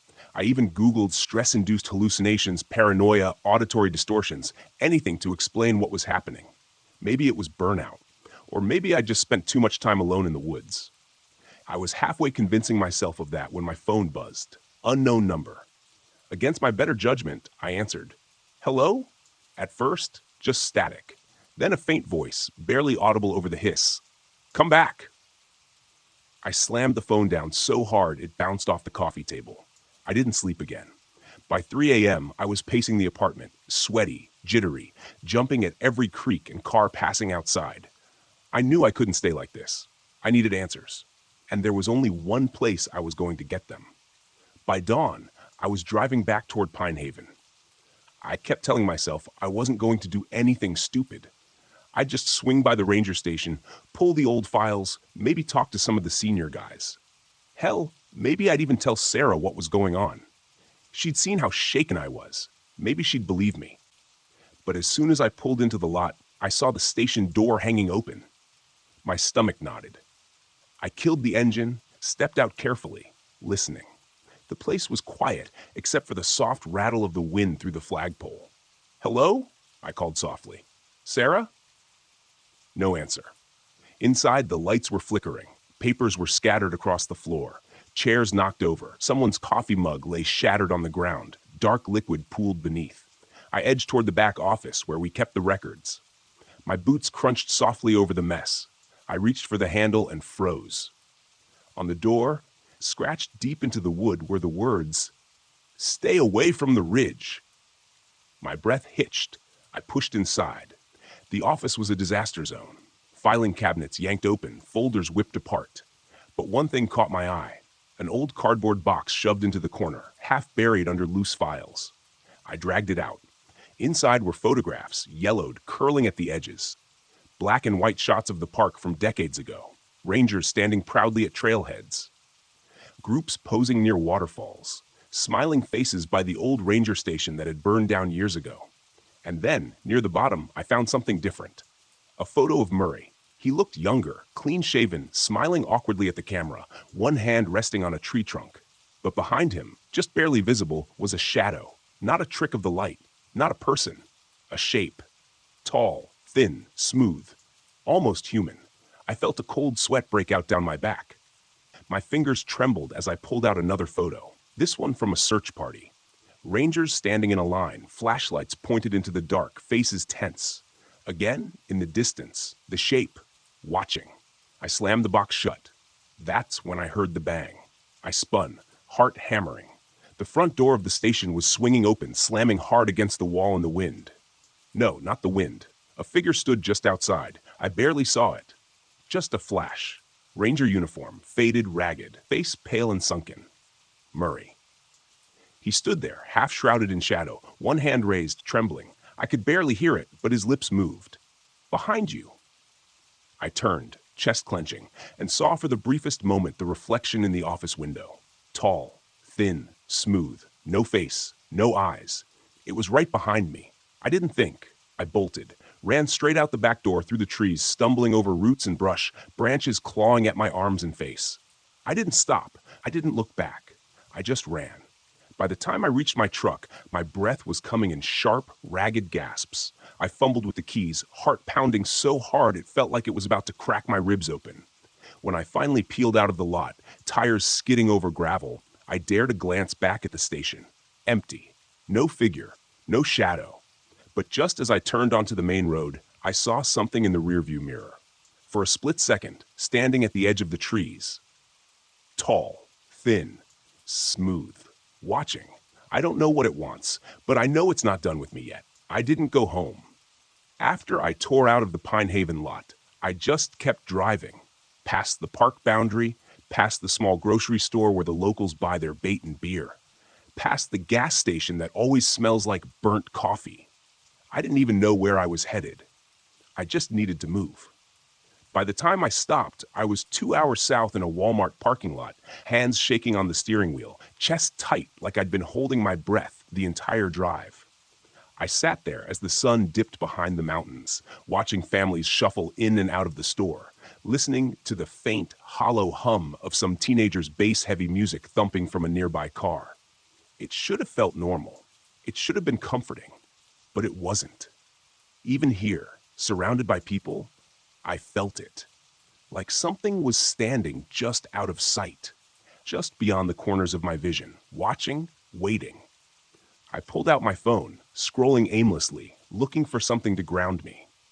I even pulled up Murray's missing person file again, rereading the details, like maybe I'd missed something. Patrol gone wrong, radioed in his location, never returned, declared missing after 48 hours. Except they did find something. I dug back into the search reports I'd photographed earlier, flicking through the images until I found the small, crumpled note they'd logged. Do not let anyone follow. What the hell did that mean? Was Murray warning me? Or was he part of this? Now I sat there, the question swirling in my brain like dirty water down a drain, until my phone buzzed in my hand. Unknown number. Again. I froze for a long moment, just staring at the screen. The little green accept button seemed to pulse like a heartbeat. Against every ounce of common sense, I answered. Hello? No static this time, just breathing. Slow, shallow, wet sounding. Then a whisper, low and cracked, like someone speaking through a broken mouth. You're already marked. My stomach lurched. I hung up so fast I nearly dropped the phone. For a few minutes, I just sat there shaking, trying to slow my breathing. I wanted to call someone, a friend, another ranger, even the sheriff. But who the hell would believe me? Hi! Yeah! I think a dead ranger and some faceless thing are following me. Yeah, that'd go over well. Instead, I forced myself to think. If whatever this was had attached itself to me, how did I break it? The only thing that made sense was going back. I didn't want to. God, I did not want to. But if I just kept running, how long before it found me anyway? I waited until full dark before I turned the truck around. The highway back to Pine Haven was a black ribbon winding through endless pine and spruce. Every now and then, headlights from an oncoming car would flash by, momentarily lighting the trees, making me jump every time I thought I saw movement at the edge of the road. By midnight, I was back at the park boundary. The gates were closed. I parked the truck, killed the engine, and stepped out into the cold. The wind whispered through the trees, sending dry needles skittering across the pavement. Somewhere far off, a lone owl called. The rest was silence. I climbed the locked gate, boots slipping slightly on the icy metal, and dropped down on the other side. The park stretched out ahead, dark and still. My breath puffed out in clouds as I hiked toward the trailhead. And then, a light just ahead. Flickering orange. Lantern light. I crept forward slowly, heart pounding in my chest, every instinct screaming at me to stop. And there he was, Murray, standing at the mouth of the Elk Ridge Trail, same tattered uniform, same ruined face. He raised one hand, trembling, and for the first time I saw his eyes clearly. They were wide, terrified, not at me, but at something behind him. He mouthed one word, "Run." And then I heard it, a dragging sound like something impossibly tall sliding through the trees, not walking, not stepping, gliding. I stumbled back, but my boot slipped on the frost and I hit the ground hard, breath knocked from my lungs. From where I lay, I could just barely see past Murray, and in the shadows beyond, it was there. The shape, tall, thin, smooth, no face, no eyes, no mouth, but I felt it watching me. It raised one long, impossibly thin arm and pointed not at me, at Murray. Murray turned sharply, mouth opening in a silent scream, and in an instant he was gone, like smoke sucked into a vacuum. No sound, no flash, just gone. I scrambled to my feet, sprinting back toward the gate, lungs burning, legs shaking. I could hear it behind me. Not footsteps, but a pressure. A pull, like the very air was bending, warping, chasing. I didn't stop until I hit the gate, nearly falling as I climbed over, tearing my jacket on the barbed top. When I landed on the other side, I didn't look back. I ran straight for the truck, slammed the door, and peeled out onto the highway, tires screeching. And for a long time, I just drove. I don't remember how long, maybe hours, maybe all night. But by the time I stopped, the sun was just starting to rise, pink and gold creeping over the mountains. I sat there shaking, staring at my reflection in the rearview mirror. And for a moment, just a moment, I thought I saw something move in the back seat. But when I turned, the seat was empty. I don't know what it wants, but I don't think I left it behind. I didn't go home. I couldn't. The thought of stepping into my dark, narrow apartment, drawing the blinds, turning off the lights, it made my skin crawl. I kept picturing that empty space behind me in the rearview mirror, imagining the faintest shift of a shadow, the slightest creak of floorboards under weight that shouldn't be there. So I drove, all morning, all afternoon. I pulled through Starbucks twice, not because I was hungry, but because the chatter of the workers, the hiss of the espresso machine, the ambient noise, it made me feel normal for brief moments. I didn't tell anyone. Not Sarah, not my supervisor, not the sheriff. Hell, not even the guy at the drive-through window who gave me a second cup by mistake and joked, "Long night, huh?" If I opened my mouth, it all comes spilling out. And I didn't know how to explain it without sounding insane. By early evening, I found myself parked outside a Walmart again, this time in a neighboring town. I watched shoppers push carts stacked with bottled water, toilet paper, snacks, garden mulch, just everyday, boring stuff. I craved that mundanity like oxygen. My phone buzzed, blocked number. I squeezed it in my hand so hard I thought the screen would crack. My thumb hovered over the decline button, but I didn't press it. It stopped ringing. And then a text. "You can't run." No punctuation, no capital letters. I felt bile rise in my throat. I shut the phone off and tossed it onto the passenger seat, forcing myself to breathe. My hands were shaking again, a fine, uncontrollable tremor. I ran my palms over my face, willing myself to think, to do something. I didn't know what. Then, tap, tap, tap. I jolted. Someone was at the window. A man, mid-40s maybe. Scruffy beard, wearing a green hiking jacket and cargo pants. He smiled awkwardly when I jumped, holding up both hands like, "Sorry, sorry." I cracked the window. "Hey, sorry, man," he said, voice a little hoarse. "Didn't mean to startle you." "It's fine," I mumbled. "Just, are you a ranger?" His eyes flicked to the gear on my passenger seat, the Pine Haven jacket, the radio, the battered park map. "Yeah," I said warily. His face shifted, lips tightening. "You were at Pine Haven last night, weren't you?" My stomach dropped. "How do you know that?" "I was there too." He glanced around as if checking who was nearby. Saw the light up on Elk Ridge. Saw something else too. I stared at him, pulse hammering in my ears. He leaned in slightly. "I don't know what you saw, man, but it's following me too." A rush of cold hit my spine. We sat there in silence for a second. I looked him over, trying to gauge if this was some weird joke or a desperate, grasping truth. His eyes were bloodshot, rimmed dark with exhaustion. His hands gripping the window edge trembled faintly. "What did you see?" I asked quietly. His jaw worked. "I don't even know. I was hiking up near the old trail, heard something moving, saw a lantern. I thought maybe someone was lost. But then—" He stopped, swallowing hard. "I ran," he finished. "I've been running since." A thought hit me, sharp, electric, terrifying. If he was marked too, maybe we could figure this out together. Maybe we weren't completely alone in this. I killed the engine, unlocked the door, and stepped out. "Let's talk," I said. He nodded, glancing nervously over his shoulder. Yeah, okay. My car is just over here." I followed him, heart pounding, every nerve on edge. We crossed the parking lot toward a dusty gray Subaru parked under one of the flickering overhead lights. He fumbled with his keys, hands shaking worse now, and I caught the faintest tremor in his voice as he said, "I don't know how to stop this, man. I haven't slept in 2 days. I keep thinking." Click. He unlocked the door, and that's when I saw it through the back window in the reflection. It was standing behind us. Tall, thin, smooth. No face. My throat closed up, and before I could even yell, he turned just in time to see it. His mouth opened, but no sound came out. The thing raised one arm, long and jointless, pointing, not at him, not at me, but at the car. For one awful moment, I saw his face twist in realization, sheer, unfiltered terror. And then, like smoke in the wind, he was gone. Just gone. His keys clattered to the ground. The only sound in the empty lot. I staggered back, chest heaving, heart in my throat. I wanted to scream, wanted to run, but my legs locked. The thing didn't move. It just stood there, watching, waiting, and then it raised its hand again, this time pointing at me. My vision blurred, and a roaring sound filled my head like rushing water. My knees buckled, and I dropped to the ground, gasping, clawing at the pavement as if I could hold onto the world. And then, as suddenly as it started, it was gone.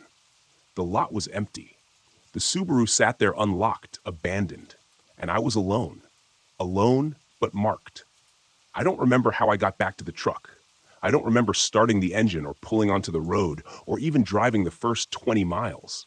I just remember the feeling, that hollow, ringing emptiness inside my chest, like something had been scooped out of me. Like my body was running on fumes, the shell of a person just barely holding together. By the time I realized where I was going, the sign was already in front of me. Pine Haven National Park, closed for winter season. The gates loomed up, chains tangled around the bars. I sat there in the cab, watching the trees sway in the wind, headlights carving faint shapes in the underbrush. I knew it was a trap. I knew going back was insane. But what was the alternative? Keep running until it took me? Sit in some motel room until I faded out like the man in the Walmart lot? I stepped out of the truck. The cold hit me like a slap, sharp and biting, but it barely registered. My fingers worked numbly at the gate, pulling at the chains until they gave just enough for me to slip through. And then I was walking back toward Elk Ridge, back toward the trail that had been closed since 1986. The woods were silent, except for the faint whisper of wind. My boots crunched over the frostbitten dirt, the air sharp in my lungs. Every step felt heavier, like something was pressing against me. Not just the cold, not just the fear, but something bigger, thicker. Like the very air was closing in. I reached the mouth of the trail, and there, waiting, was Murray. Same sunken eyes, same tattered uniform, same trembling hand raised in warning. But this time I didn't stop. I stepped closer. His mouth opened, jaw shaking, that voice scraping out like dry leaves. "You can't." I shook my head. "I don't have a choice." His hand dropped. His shoulders sagged like some invisible weight had crushed the last bit of fight out of him. And then slowly, he turned. He walked ahead, lantern flickering dimly in his hand, leading me up the trail. I followed. We climbed higher, past the broken switchbacks, past the dead trees and overgrown brush, until we reached the ridge. The wind howled here, sharp and endless, rattling through the burned-out trees. And waiting at the top it stood, tall, thin, smooth. No face, no mouth, no eyes, but I felt its gaze lock onto me. For a moment, Murray stood between us, lantern shaking, shoulders tense, and then the thing lifted one long, jointless arm and pointed, not at me, at him. Murray's body jerked, head snapping up, mouth opening in a silent scream as his form began to unravel, pieces fading like ash in the wind. I lunged forward instinctively, reaching out. No! But my hand passed straight through him, catching only cold, empty air. In a heartbeat, he was gone, just like the others. And then the thing turned its hand, pointing at me. I fell to my knees, chest heaving, heart slamming so hard I thought my ribs would crack open. I could feel it pulling at me, the same unraveling force, the same hollow emptiness creeping into my bones. But then a voice, low, faint, right by my ear. Run. I don't know how. I don't know where the strength came from, but my legs moved. I ran. I ran like hell, stumbling, crashing through the underbrush, breath burning in my throat. Behind me, I could feel the air twisting, warping, the forest bending in impossible ways. Trees groaned and split. The ground seemed to ripple under my feet. But I ran, all the way back down the ridge, all the way through the forest, all the way to the truck.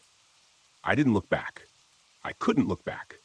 When I finally reached the truck, I slammed the door shut, fumbled the keys, and peeled out onto the main road, driving faster than I ever have in my life. The forest fell away behind me, dark and silent. I didn't stop. Not until I crossed the county line. Not until I saw the familiar glow of gas stations, fast food joints, Walmart, Costco, the real world bleeding back in, grounding me. But even now, even as I sit here in a crowded McDonald's parking lot, surrounded by people, music, lights, I can still feel it. Watching, waiting. I don't know why it hasn't finished the job. I don't know if it's done with me. But I know one thing. I'll never go back. Not to Pine Haven, not to Elk Ridge, not to that trail. Because some places, they were never meant to be reopened.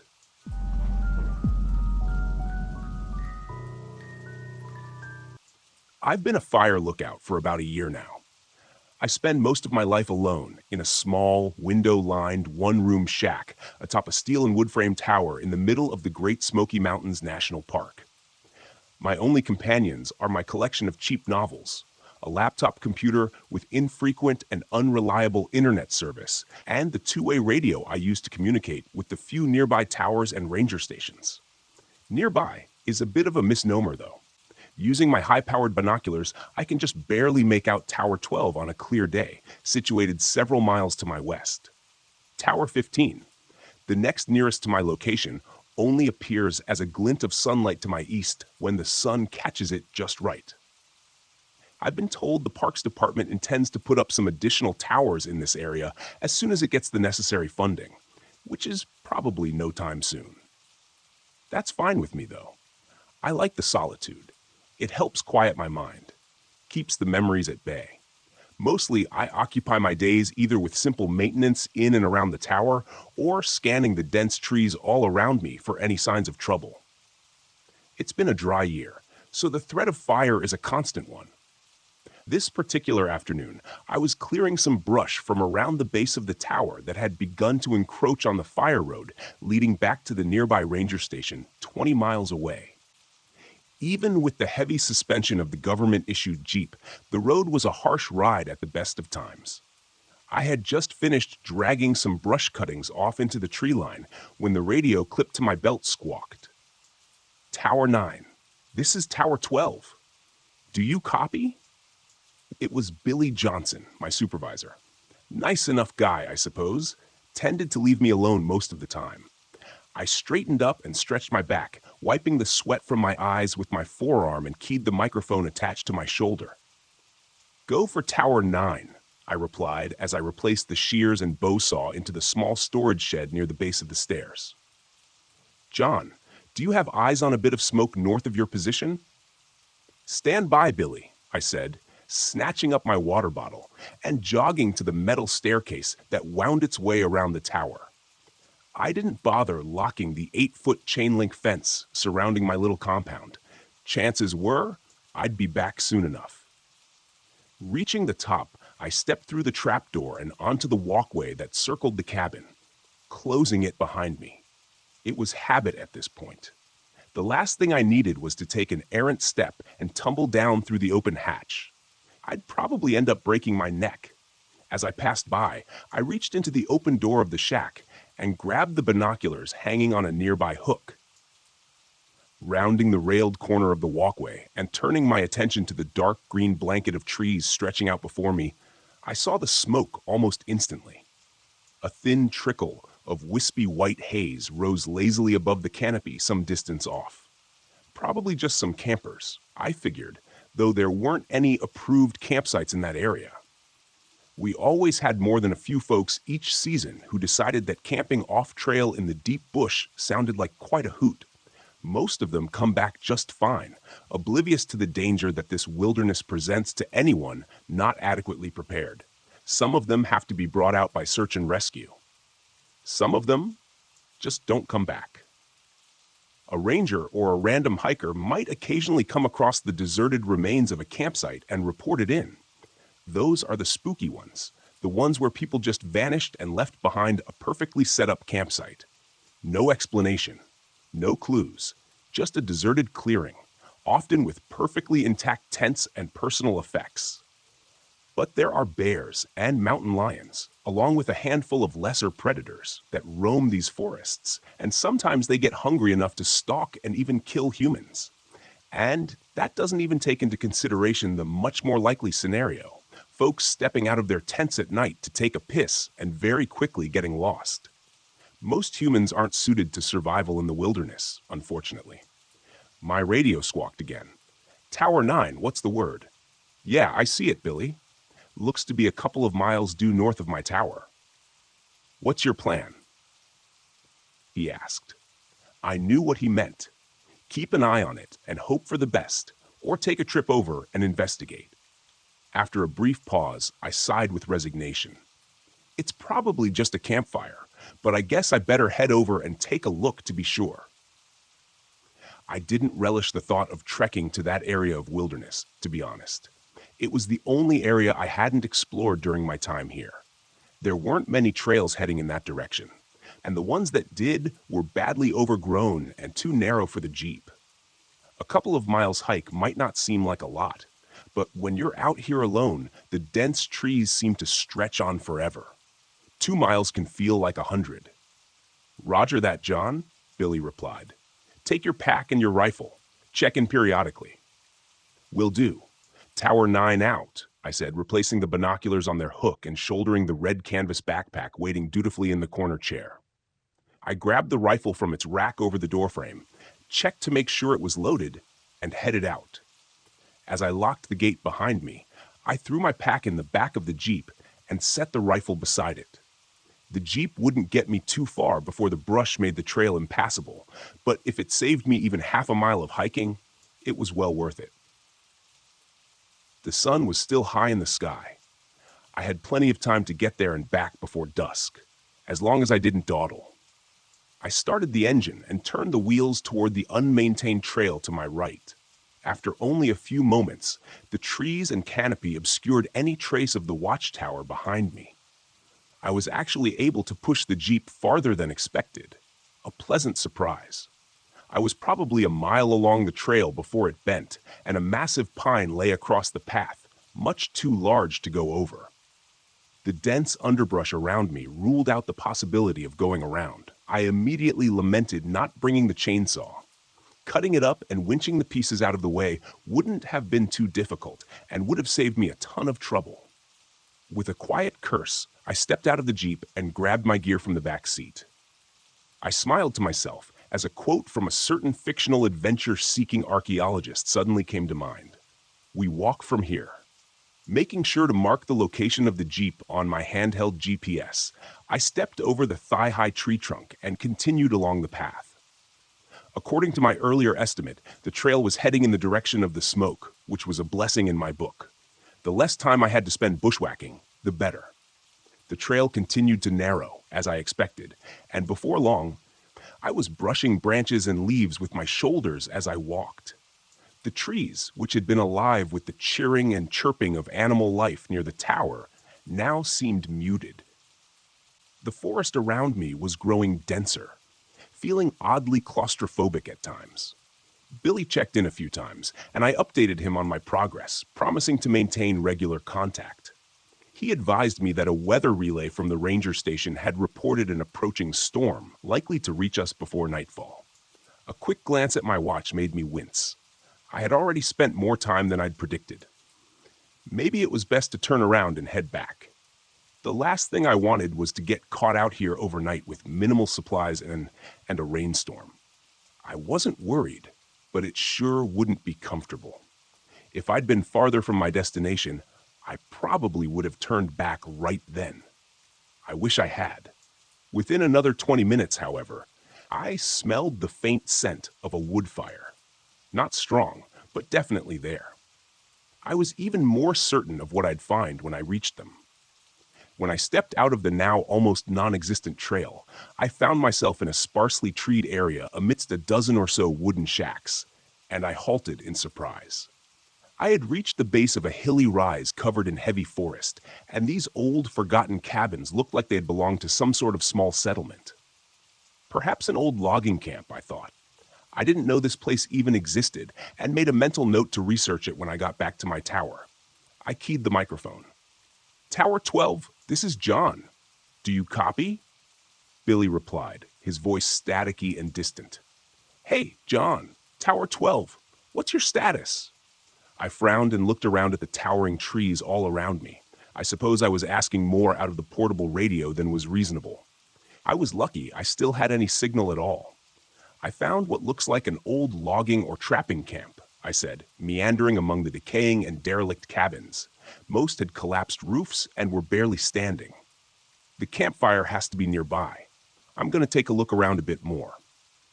There was a pause before Billy spoke again. "What's your current location, John?" I glanced at my handheld GPS and relayed my position. Another pause. "John, I think you should probably just turn back. Come back, okay? You don't have many more hours of daylight left, and that storm looks like it's getting worse." Something in his voice sounded off, but I couldn't quite place it. Nervous, maybe? I couldn't blame him. My safety was his responsibility, and the idea of one of his lookouts being caught out in a storm overnight probably didn't sit well. Coincidentally, it didn't sit well with me either. "You may be right, Billy," I replied, turning around and casting my eyes over the area. "I'll just head—" I stopped as my eyes caught sight of a bright yellow nylon tent just beyond the last of the structures. "Repeat your last, John." I didn't get that. "Stand by." "Tower 12, I said absently, making my way toward what I now realized was a small cluster of 3 modern tents situated around a central fire ring. The fire had been completely extinguished, but the embers still smoldered lowly, the source of the smoke. I looked around for the campers. Nothing. No one in sight or earshot. Sleeping bags and electric lanterns were still inside the tents, though I couldn't find any backpacks or supplies. "Hello?" I called out, turning in a circle. "I'm with the Forest Service. Is anyone here?" Nothing, just the muted echo of my own voice. I was about to dump some dirt on the remaining embers of the campfire and call it a day when I noticed the narrow footpath leading toward the slope.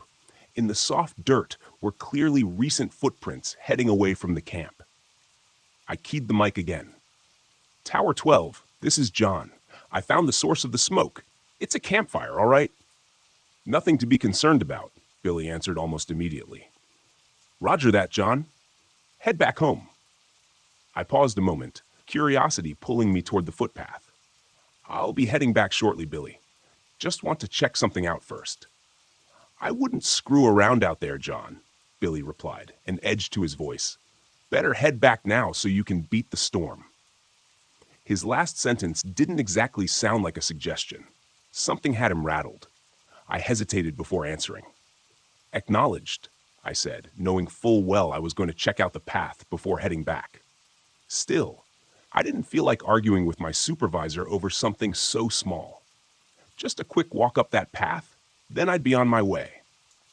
This path was even less established than the one I'd been on earlier, but I could clearly see the campers' imprints in the dirt as I went.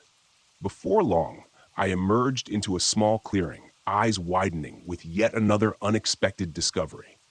The rough-hewn timber that framed the entryway was set into the near vertical slope of the hillside before me.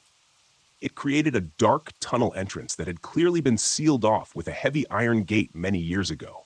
likely by the Park Service to keep inquisitive hikers from falling to their deaths in an old, abandoned mine shaft. So it had been a mining camp, not a logging one. I didn't know there were any mines near here.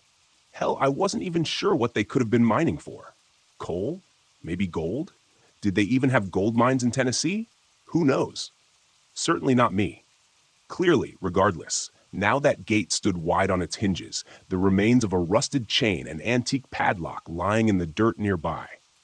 Hell, I couldn't just turn around and leave. One of these dumbass campers had decided it'd be fun to explore a closed and restricted mine entrance. This is Tower 12. This is John D. Reed. Billy probably wouldn't be happy that I'd continued my exploration after he told me to head back, but there was nothing to do about it now. I wasn't equipped or trained for any sort of cave exploration or rescue. The Rangers had very specialized teams for that sort of thing. But I could at least poke my head inside and see if there were any campers, or hear them, confirm if they went inside. No answer from the radio. I tried again, with the same results. I tried a different approach. Tower 15, this is John from Tower 12. Do you copy? I said into the radio. I figured I might be able to at least get Nathan's attention if I was out of range of Billy. Tower 12. There was a burst of static that sounded like it might have contained the hint of a human voice, but it was too distorted and distant to make anything out. There was only a moment of indecision before I made up my mind. I knew it was reckless going into the mine, especially when my supervisor believed I was currently on my way back to the tower. But I had this nagging intuition that something might be wrong with the whole situation. Maybe someone was hurt and needed help. I couldn't just leave them there, knowing that I might be their only chance of rescue. In retrospect, I should have turned back and called it in to the ranger station. They could have mobilized the search and rescue teams that specialized in cave rescues. I should have. But I didn't. I pulled my powerful LED flashlight from my pack, turned it on, and headed into the pitch-black darkness of the mine entrance. The walls and floor had been smoothly carved many years ago, which made my footing uneventful, and the tunnel itself was mostly a straight shot. Several times during the first few minutes, I turned back to watch the bright square of daylight at the entrance gradually shrink to a pinpoint of light. By the time I'd taken the first dogleg turn of the tunnel, I was in complete darkness. It was a very strange feeling, oppressive almost. At one point, I turned off my flashlight experimentally, but after only a few seconds, I quickly flicked it back on. In that short time, my heart had been pounding in my chest, and some primal fear had begun growing inside me. It took a moment to calm myself. The darkness was absolute. It was almost as if you could feel it pressing in on you. My footsteps seemed much louder than they should have on the dirt floor, and the air was growing cold and damp the further I went.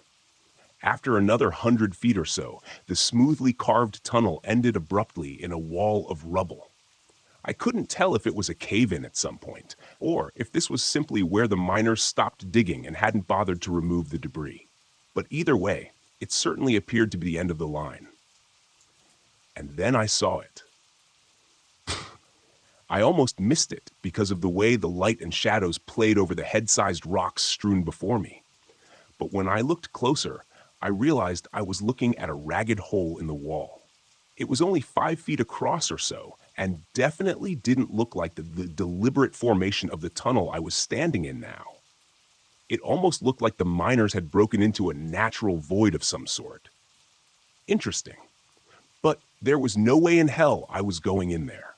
I was definitely not trained or outfitted for any sort of spelunking trip, and it didn't seem the sort of thing suited to the learn-as-you-go method. Just as I was turning back to make my way out of the mine, I heard the distant sound of voices echoing from the opening in the stone wall. The sound was faint, and may have just been my imagination, but I didn't think so. "Hello?" I called, pressing my face into the black abyss of the hole. "Can you hear me? I'm with the Park Service. I'm here to help you." Nothing. The air from beyond the breach was cold and smelled stale. Old. Wrong. It felt as if I didn't belong here. None of us did. There was a long moment of unbroken silence, and then I heard a voice again, closer this time.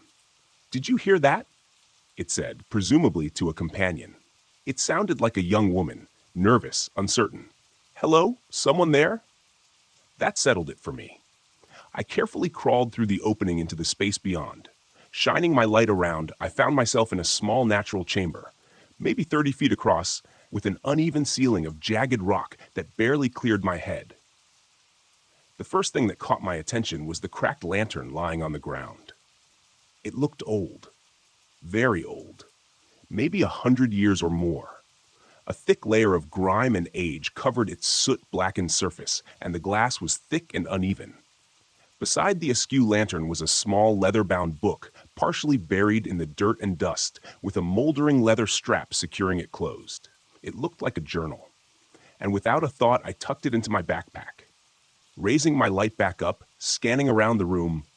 "Hello?" I called again. I didn't hear the voices anymore, but the narrow beam of my flashlight illuminated another tunnel in the far corner of this room, mired in darkness. "Can you hear me?" Once again, I got that feeling that something wasn't right. Then the voice came again. Closer this time. "Did you hear that? Hello? Is someone in here?" she asked, her voice trembling with apprehension. I hesitated, frowning. Something didn't seem right about the voice, but I couldn't put my finger on it. Before I could summon my words to respond, another voice called out. This time, it was clear. The voice of a young man. "We can hear you moving around in there. Please help us. We're lost, and our friend is hurt." Hear me moving around in there? I was shouting to them. I sure as hell wasn't trying to hide. Could they not hear me for some reason? I stepped forward to the secondary tunnel and raised my voice again. "I'm with the Forest Service." It was then, when I reached out to steady myself against the wall of the tunnel entrance, that my hand met something wet, and I recoiled in disgust, thinking I had just grabbed a handful of some subterranean slime. When I shone my light on it, however, it became very clear the reality was far worse. Blood. I stepped back, trying to keep the panic that was fighting to take control of my rationality at bay. I needed to keep a level head, for now. Panning my light around, I saw an astonishing amount of blood painting the wall and floor in front of me.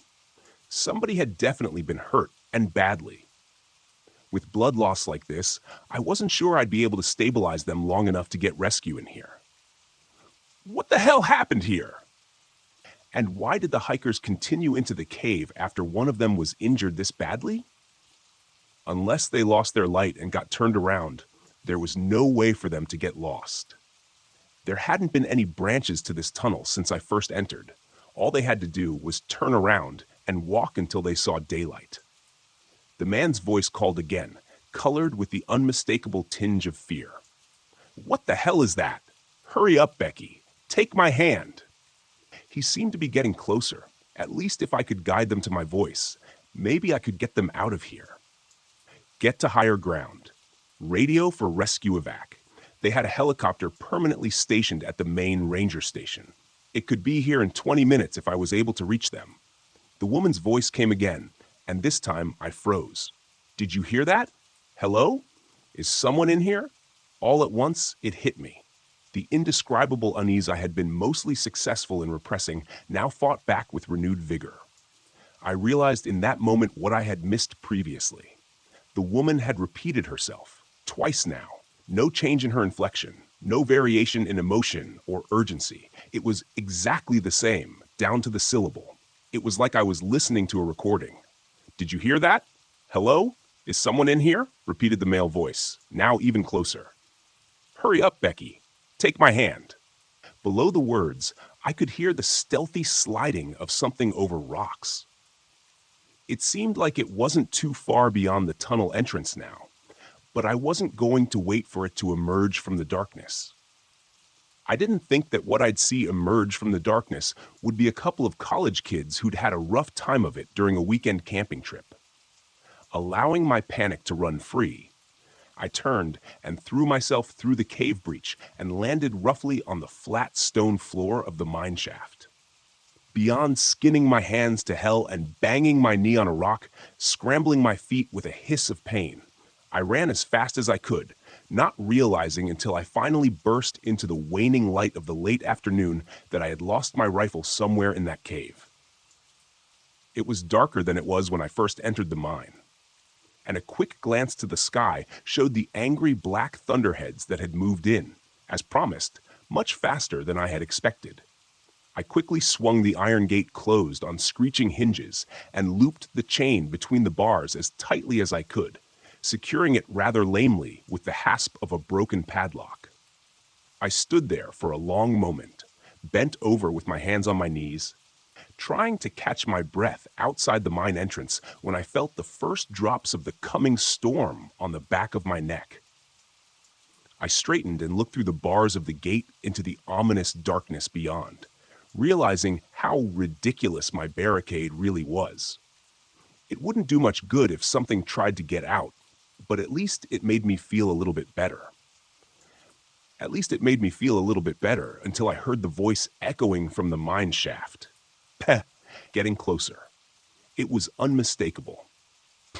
Uncanny. Hello, can you hear me? I'm with the Park Service. I'm here to help you. By the time dawn arrived the next morning, I had climbed down from my temporary shelter in the low boughs of the red cedar and tried to work out all the painful kinks from my stiff shoulders and neck. The night had not been kind to me, but I was alive, which is more than my fiercest mind expected after yesterday. The night had been harrowing. There was no better word to describe it. The rain hissed among the trees and stung exposed skin angrily, driven by the banshee wail of the wind rushing through the forest, accentuated by the chaotic flashing of lightning and the heart-stopping crack of thunder. Because of this relentless chaos, it's difficult to say with any certainty.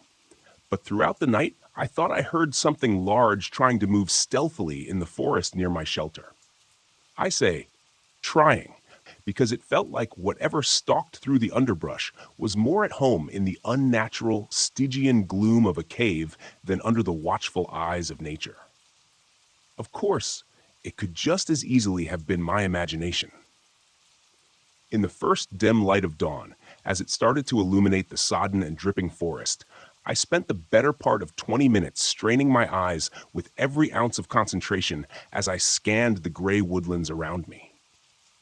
I was only 10 feet or so above the ground, but there was no way I was going to step foot from my hide until I was absolutely certain that I was alone. Once I was satisfied I was alone for the moment, I climbed down to the muddy ground. I tried the radio several times through the night and into the morning, but wasn't able to get even a burst of static that might indicate someone trying to respond. A combination of the storm and interference from the trees worked against me. My first thought was to get back to my Jeep as quickly as possible and run every drop of gas out of its tank, trying to get as far away from this place as I could. When I checked the GPS to see how close I was to its marked position, however, I found the unit unresponsive, with a disastrous crack across the screen that seemed to mock my dismay, probably caused by my less than graceful scramble from that damned cave. A rifle, no radio, no GPS. Perfect. I still had a compass and the rising sun to guide me, though, and that was something. I was only a couple miles from my tower, which should have been somewhere due south of where I stood. I knew that once I got close, I should be able to either find the service road or the tower itself, so there wasn't much danger of getting myself lost, at least. It was a small comfort, but one I gladly took. I moved through the trees and undergrowth with more speed and recklessness than I probably should have. An ankle broken by an errant misstep would have been bad news. Still, even though I hadn't heard or seen anything of my late-night visitor, I couldn't help but feel I was being watched. Do you know that creeping sense of dread you feel when you've just turned off the lights in the basement and now have to climb the stairs back to the light of the doorway? Or when you're making your way from your car in a dark and lonely parking lot? The feeling that something is there, something much more suited to the dark than you are?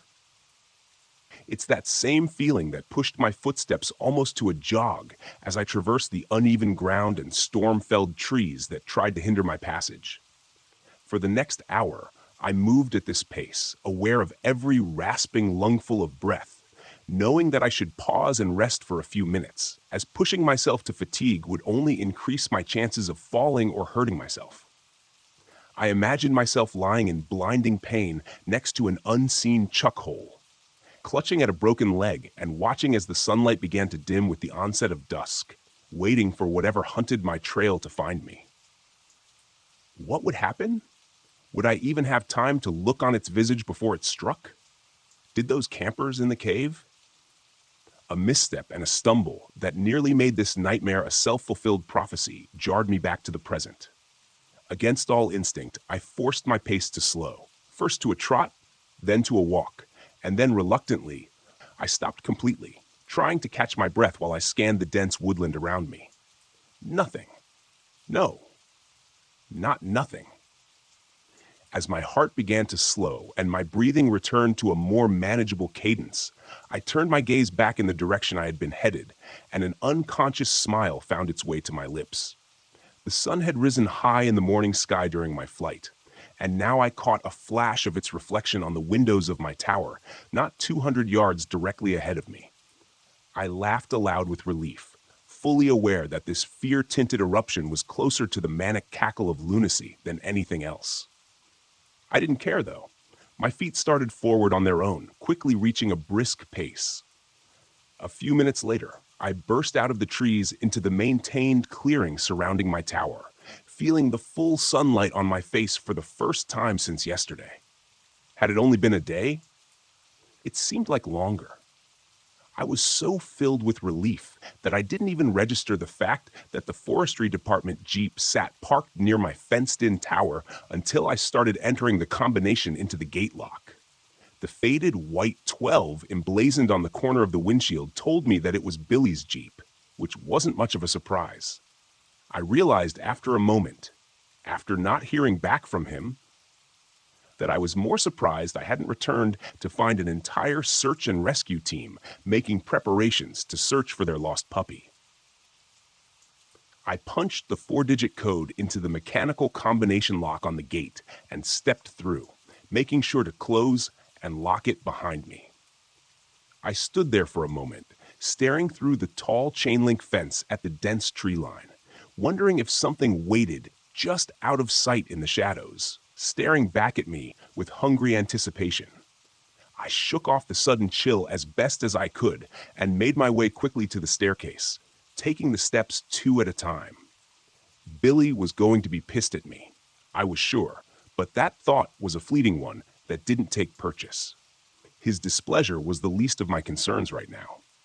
When I reached the top, I threw open the trapdoor and suddenly found myself looking down the muzzle of a very large rifle.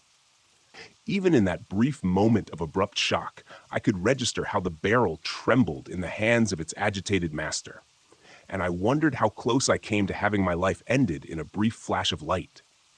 The moment only lasted a second or two, and then Billy hastily swung the rifle away in a safe direction.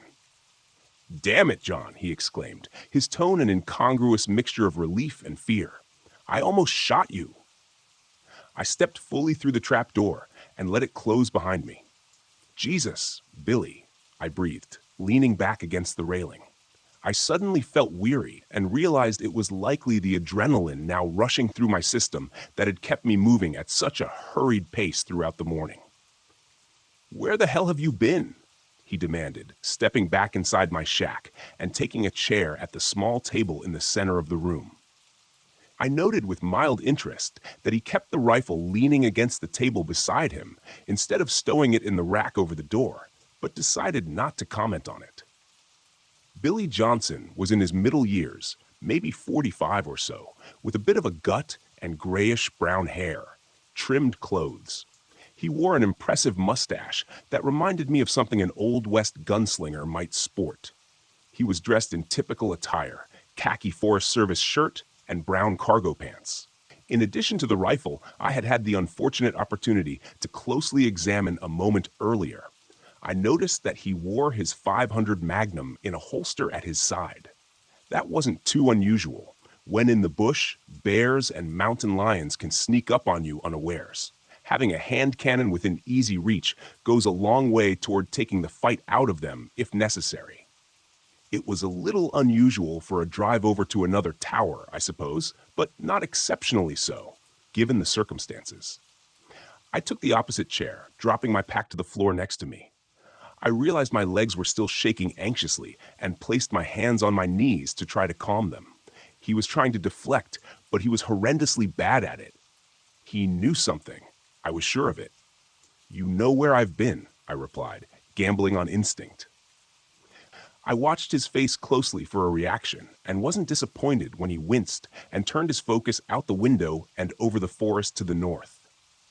"I told you to abort and head back to your tower," he stated brusquely. "But you just had to feed that curiosity of yours, didn't you? You're damn lucky to be alive, you know that?" From my chair, I reached under the cupboard to my right and pulled a half-empty bottle of Jameson and a couple of mostly clean glasses. Billy turned his head and raised an inquisitive eyebrow. Alcohol was a no-no up here, but when I poured and handed him one of the glasses, he accepted it without a word. I took a pull from the other. "It's my own damn fault, I suppose," he continued, turning back fully to me. "It's been so long since anyone's even thought of Camp LeClaire that it didn't even click for me when you told me where you saw the campfire." I took another drink and then poured a bit more of the whiskey. "Camp LeClaire," I repeated. "That old mining camp?" "Logging camp, actually," he corrected me. "The mine was there long before the East Atlantic Logging Company set up out there. Nobody knows who dug it. Hell, nobody even knows when it was dug, a long time before the 19th century at least. Camp LeClaire was established in 1872, and the mine was old even before that." He looked at me in earnest for the first time since I'd returned and frowned. "You look like hell, John. Got caught in the storm, I'm guessing. Hell of a storm." I only raised my eyebrows as if to say, "What an understatement." Billy nodded knowingly and took another swallow. "Did you find the campers at least?" I shook my head and turned to look out the window to the north, where I could almost envision the black void of that mine entrance staring back at me. "No," I said softly. "I tracked them to the mine but lost them in the cave." I jumped when Billy's glass hit the floor, and he was out of his chair before I even realized it. Billy hadn't moved from his seat, but now both hands were splayed on the table before him as if to steady himself. His pale blue eyes were wide and fixed on me. "You went into the cave?" he said, a sudden and horrifying realization dawning on him. It was then I realized my mistake. He hadn't known. He thought I had just discovered the camp and the mine, and then got caught in the storm overnight. A close call, but nothing that couldn't be undone. "Yeah," I replied, nodding slowly, deliberately. "Yeah, I went into that cave looking for the campers. The gate had been cracked open already. I'm not sure by whom or when." I leaned forward in my chair and stared hard at him. "Billy, there's something in there. I think it got those campers. I think it followed me out." Billy Johnson's face had gone white then, and I thought for a moment he might pass out. He scooped his glass up from the floor with numb fingers and poured himself another splash of whiskey, downing it in one gulp. When he spoke again, it sounded far away and distant. "Utami," he muttered. "That's what the Chickasaw called it, and they were here long before we ever were. Blur is what the white man called it, among other names, Kuatami." He nodded. "False brother, lying man, something like that. Hell, I don't know. What do I look like, a translator?" "It means bad," he continued. "No matter what language you speak, it means something's out there that isn't supposed to be, something that was locked away a long time ago and forgotten." It was then that he stood and grabbed his rifle, as if suddenly remembering something. "I need to get back to my tower and make a call now." I gestured to the radio base station sitting patiently on the table near the door. "Why not use mine?" Billy shook his head. "Sorry, John. It doesn't work that way. Special phone, special number. I just hope I'm not too late." I started to stand. "I'll go with you," I said. He pointed a stern finger at me and narrowed his eyes. "No, you stay here, strap on your handgun, and make sure it's loaded." His voice was calm, almost cold, and didn't leave much room for debate. Still, I had no desire to stay alone with whatever this angler thing was roaming around out here. "Billy, I can go with you. I can help." I started to argue, but it was quickly cut off when he took a menacing step toward me. And I realized quickly how much I'd underestimated him because of his normally easy manner. "You will stay in your goddamn tower, and you will follow orders," he roared. I took an unconscious step back and reclaimed my seat, only managing a shaking nod in agreement. He took a trembling breath, pointed at the radio, and said in a slightly less terrifying tone, "And keep that thing on. As soon as I'm back at my tower, I'll radio you with updates." A moment later, he was gone, and the trapdoor slammed shut behind him. I stood and retrieved the Pelican case from under my cot. Inside was the same model of .500 Magnum revolver that Billy had been wearing, heavy and cold in my hands. I loaded it and belted it on the leather holster, feeling the reassuring weight tugging at my waist. "John?" I heard Billy call from below. I went outside to the walkway, leaning over the railing. He was standing beside his Jeep, 50 feet below, shielding his eyes from the bright sunlight as he looked up at me. "Make sure to keep everything locked. I'll come back for you," he shouted. I raised a hand to him and slid the latch shut on the trapdoor with my toe. I turned back into my shack as I heard Billy's Jeep fire up, and a moment later, it drove off down the rough service road toward his tower. I glanced back to the north, to the place where I had first seen the campfire smoke rising the day before, and suppressed a shudder. I was alone again, safe in my tower and armed, but alone. Abruptly, like an unexpected wave of nausea, the feeling that I was being watched washed over me with a chill, making the hairs on the back of my neck stand on end. I looked back over my shoulder to where Billy had been only a minute before, but saw only the rough service road and dense, impenetrable tree line beyond. That's probably just my imagination, but the feeling didn't diminish, and with every passing breath, I was more and more certain that there was something nearby, just out of sight, standing stone still in the gray-green foliage, waiting. I stood there a long moment, eyes straining for any hint of movement or alien shape among the shadows. But if there was, my human eyes weren't sharp enough to pick it out. I stepped back through the open doorway of my shack and dropped down into the chair again, my eyes catching the bottle of whiskey before me. I was tempted to pour another drink to help settle my nerves, but I could already feel the tickle of a buzz at the edges of my mind from what I'd already drunk, and quickly decided that was the last thing I needed for my reflexes and awareness to be dulled right now. I'd made more than one poor decision in the last 24 hours, and I didn't think adding another to the pile was such a great idea.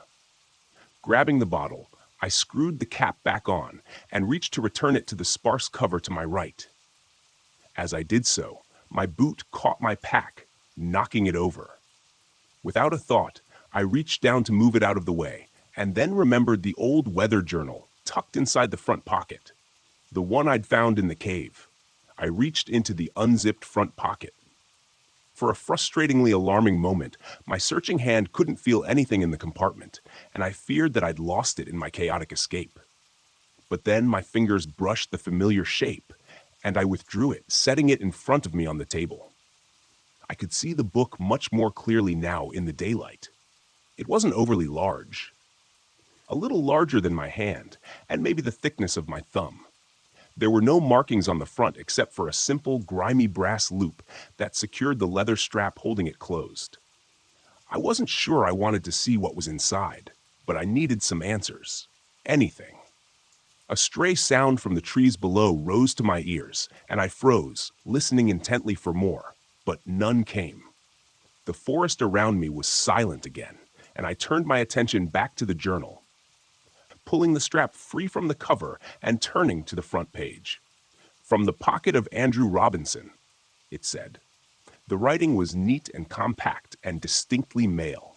The ink was a rich black, scrawled upon brittle yellow pages, and though faded with the years, was still mostly legible. I turned to the next page, where the entries began. I felt as though I had dropped into his account midway, as though this was just the latest in a series of journals that Andrew Robinson had been keeping. 23rd July, 1891.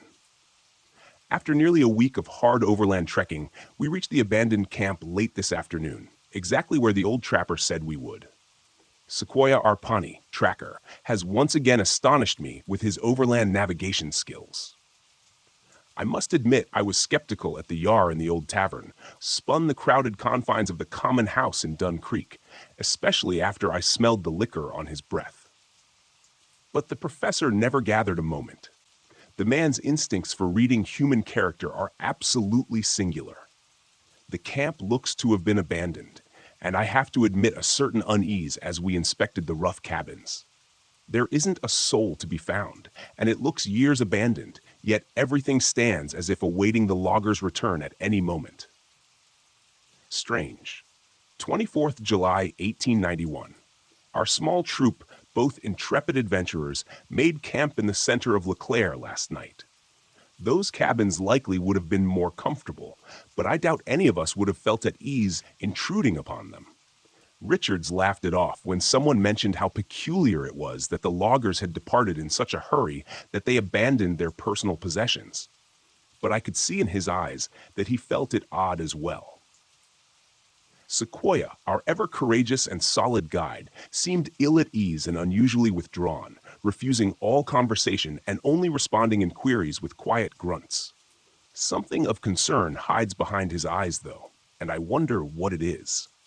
Only the professor seems unmoved by the unusually still atmosphere of this place, and his typical infectious positivity keeps working at our unease, keeping it from expanding beyond its current state. Today, we spent much of the day exploring the area surrounding Camp LeClaire, and the sunlight was nearly spent when Dobson burst back into camp with news of his discovery. We all of us raced at a moment's notice behind him as he led us along an ill-used and nearly invisible footpath that led ever ascending upon the side of the northern rocky slope. When the path terminated, we were deposited before a truly curious sight, a barricaded tunnel entrance that had been bored into the rock face by some unknown hands. I suspect some sort of exploration tunnel or added dug-in search of precious ores, especially given the nation's more recent history with gold fever. The wooden barrier that had been roughly assembled from a hodgepodge of heavy timber beams was curious, and several of our group commented on it. But the professor dismissed the triviality, so the matter was dropped. It is far too late in the day to proceed any further, but we plan to penetrate the barricade and enter the tunnel in the morning. The excitement among the men is palpable. 25th July 1891. Sequoia is gone. He took his supplies and his prized Winchester rifle and fled sometime during the night like a phantom. This is a shocking blow to all of us, foreign to the professor, with whom the Pawnee Tracker had partnered for a number of years across much of the eastern states.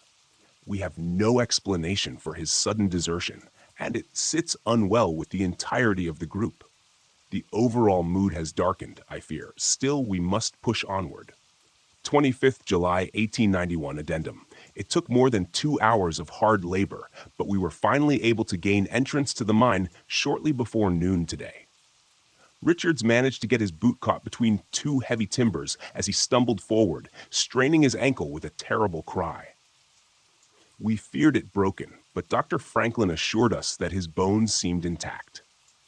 Regardless, Richards was taken back to the camp, where he will convalesce while the rest of us make our entry. His part in our exploration has come to an end for now. We made our way in a single file through the added tunnel for some way before reaching its carved end. The light from our oil lanterns providing regrettably inadequate illumination over the rocky surroundings. When we reached the terminus of the mine tunnel, our hearts sank for a moment before the professor gave an exclamation of discovery and suddenly disappeared through a nearly hidden rift in the wall, surrounded by jagged rocks.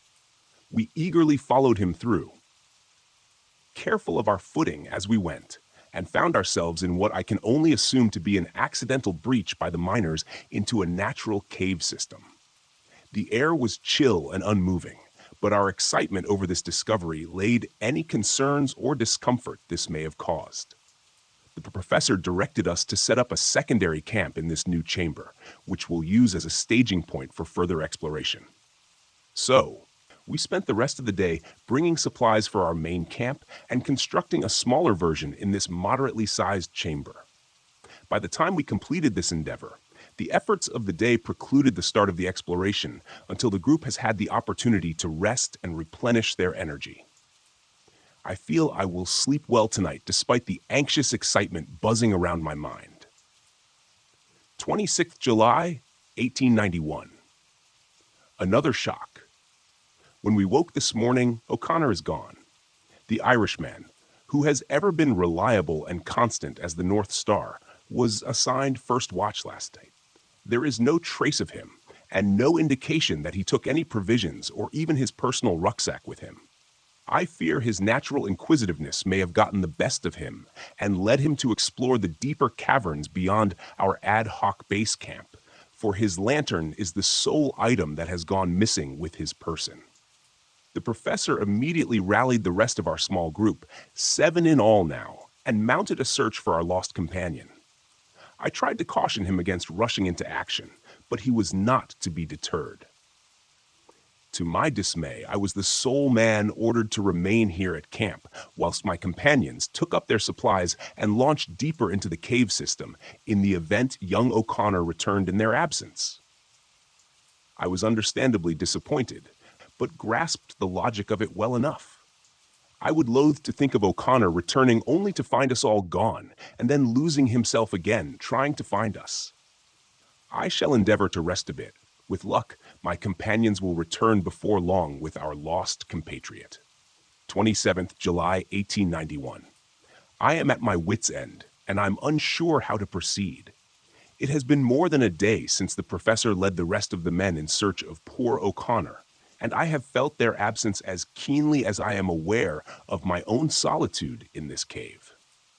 I've seen nothing of our missing companion or the party that delved deeper into the system yesterday morning, and I know their lanterns did not have sufficient fuel to carry them for this long without other means of illumination to guide their return.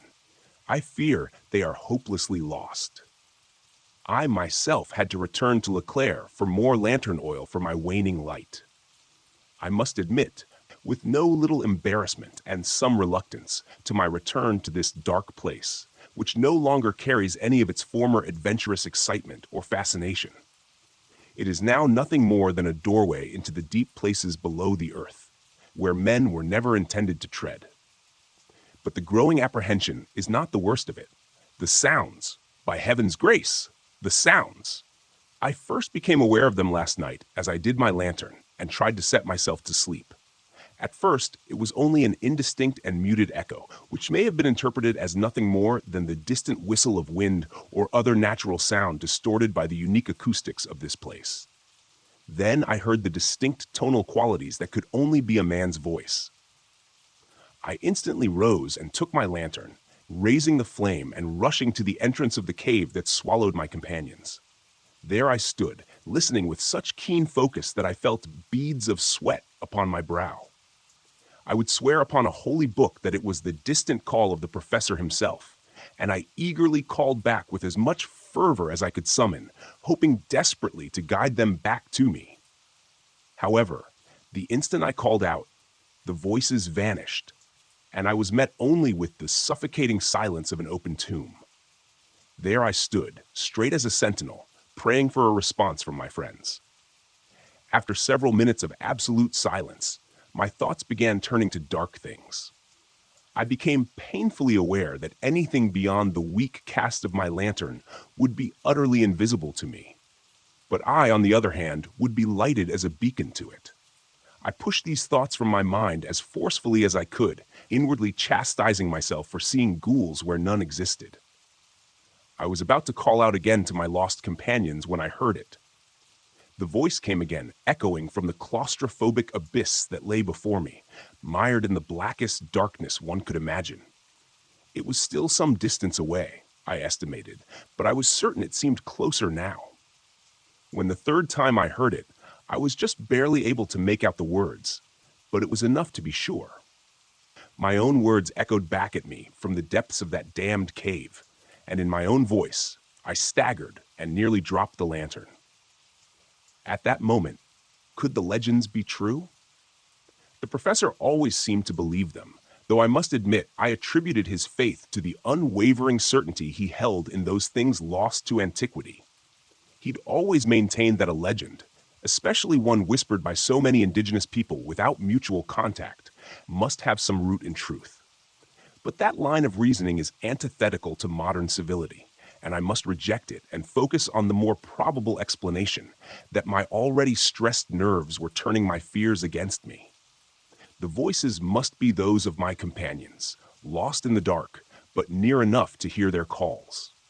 They must be. I'm not certain what lies next, but I know that I cannot abandon my companions, my friends, to wander the darkness until they fall from exhaustion or dehydration. Not while I might yet help them. I will leave this written account at the entrance to the cave. This lantern is nearly spent, but I have another with a full vessel that'll take its stead. If I do not return, at least someone may know of our passing here. May God be with us all. I closed the journal with a trembling hand, momentarily lost in what I just read. How is it possible? The journal was more than 130 years old. No animal alive then could be what pursued me now. What if it's not an animal? The sudden burst of static from Billy's call that simultaneously erupted from my radio base station and the portable handset clipped to my shoulder made me jump and drop the journal to the floor, heart pounding. I cursed under my breath and keyed the microphone. "Go for Tower 9, I answered, my voice tight as I spoke. My eyes drifted out across the sky to the east, where darkening thunderheads had been unknowingly gathering and marching slowly in my direction. I shook my head. Icing on the cake, I thought. "John, what's your position?" asked Billy, the self-assured authority that filled his tone now strangely absent, replaced with something else, fear. I frowned a moment at the question before answering. "What do you think, Billy? I'm in my tower, just like you told me." A strange pause before he spoke again. "John, this isn't some sort of joke, right? You're not outside my tower?" I was growing more agitated by the moment. What sort of question was that? I had no Jeep. There was no way I could have made it to his tower in such a short amount of time, even if I'd wanted to. "No, Billy," I answered with more force than I intended. "I'm not outside your tower." I stopped mid-sentence, a horrified realization sweeping over me. In that moment, I tried to speak, but my mouth had gone dry. "Billy," it was all I could muster. The radio was silent as my eyes slowly drifted to the west, where I could just make out the small, lonely shape of Tower 12. Barely visible over the darkening blanket of green. Was that a gunshot? Another night, another goddamn night stuck in this window-lined prism. At least I have a good view, so I guess that's something. The storm raged all night again last night, and only let up just before dawn. At one point, the winds were gusting hard enough to rock the tower, which was a bit disconcerting, to say the least. As I stand out on the wet catwalk around my shack, I see that the clouds haven't let us go just yet, and look every bit as pissed off as they did yesterday afternoon. It seems like the last dry season has come to an end, which is good since I've been slacking a bit on my fire-watching duties over the last couple of days. Gallows humor, right? Due to that, or I'm sitting in the corner in a fetal position crying. I've been told by my ex-fiancée that I'm not an attractive crier. I haven't heard Pete from Billy since his last terrifying broadcast to me yesterday. I tried to reach him several times since then, but no dice. I've also tried reaching Nathan and the ranger station, but all I get is static, even from my base radio set. When I first started here, I remember Billy telling me during my brief orientation that the radio should be able to reach out 50 miles or more, so I'm not sure what's going on with them. Update. I just took a quick look at the base station and found that the cable leading up to the antenna on the roof of the shack is now just a dangly thing swaying in the breeze. The storm must have decided it needed the antenna more than I did because it's gone. I can see where the screws were torn out of the wooden mast. And before you say anything about whatever this thing is that's been stalking around and deciding to sabotage my radio, I should probably tell you that the wooden antenna mast looks like it's been around for a long time. The wood was probably dry rotted to begin with, and now that it's soaked, it's crumbled away into little wet brown bits as soon as I probed it with my fingers. Speaking of whatever this Kuatami or angler thing is, and I'm just going to call it a mimic, I think I haven't heard anything weird since yesterday. I'm assuming it's still over there somewhere, but I don't think it's nearby. If it's still anywhere around here, it's probably somewhere over near Tower 12, or at least that's what makes the most sense to me anyways. Which brings me to my shiny new lunatic idea. My Jeep. It can't be more than a mile down the northern track, still sitting there in front of that fallen pine.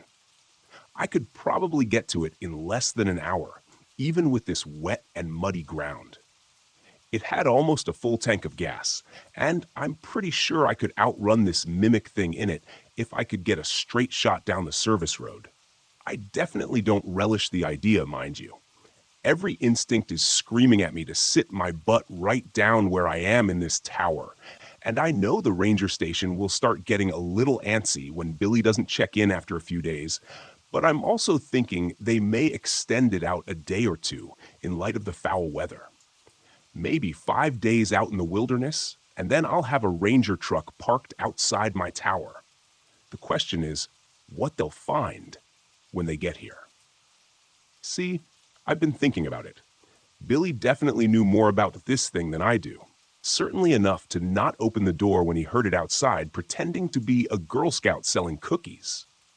That makes me think that maybe the fence and the trapdoor might not be enough to stop it if it really wants in. As pants shittingly terrified as the prospect of leaving the tower and making for the Jeep is, sitting here cornered in my window-lined shack, just waiting for it to show up in the middle of the night, is worse. At least I have a chance out there. I still have the Magnum. It's been holstered to my belt since yesterday. They don't issue pea shooters for bear protection out here. This thing is the most powerful handgun in mass production. It'll put down anything in North America as long as you can hit it right. Any normal animal, anyways. Who knows what this thing is capable of? Still, it does provide a level of comfort and gives me some confidence that my plan may work. It's on my side for now. I'm going to try to eat a granola bar to put something in my churning stomach and try to build a little energy. I don't think I've eaten anything since yesterday. After that, I'm grabbing my pack and heading out. Wish me luck. I left my tower shortly after 10 a.m., and let me tell you, those were some of the most difficult first steps I've ever taken in my life. Stepping out through the chain link fence into that open space beyond my small compound felt like I was stepping off the roof of a skyscraper. When I closed the gate behind me, I stood there motionless. Must have been 5 minutes, frozen in place with my hand clenching the grip of my revolver that's holstered at my belt. Even with all the stress and anxiety swirling around in my head, I was amazed at how keen my senses seemed in that moment.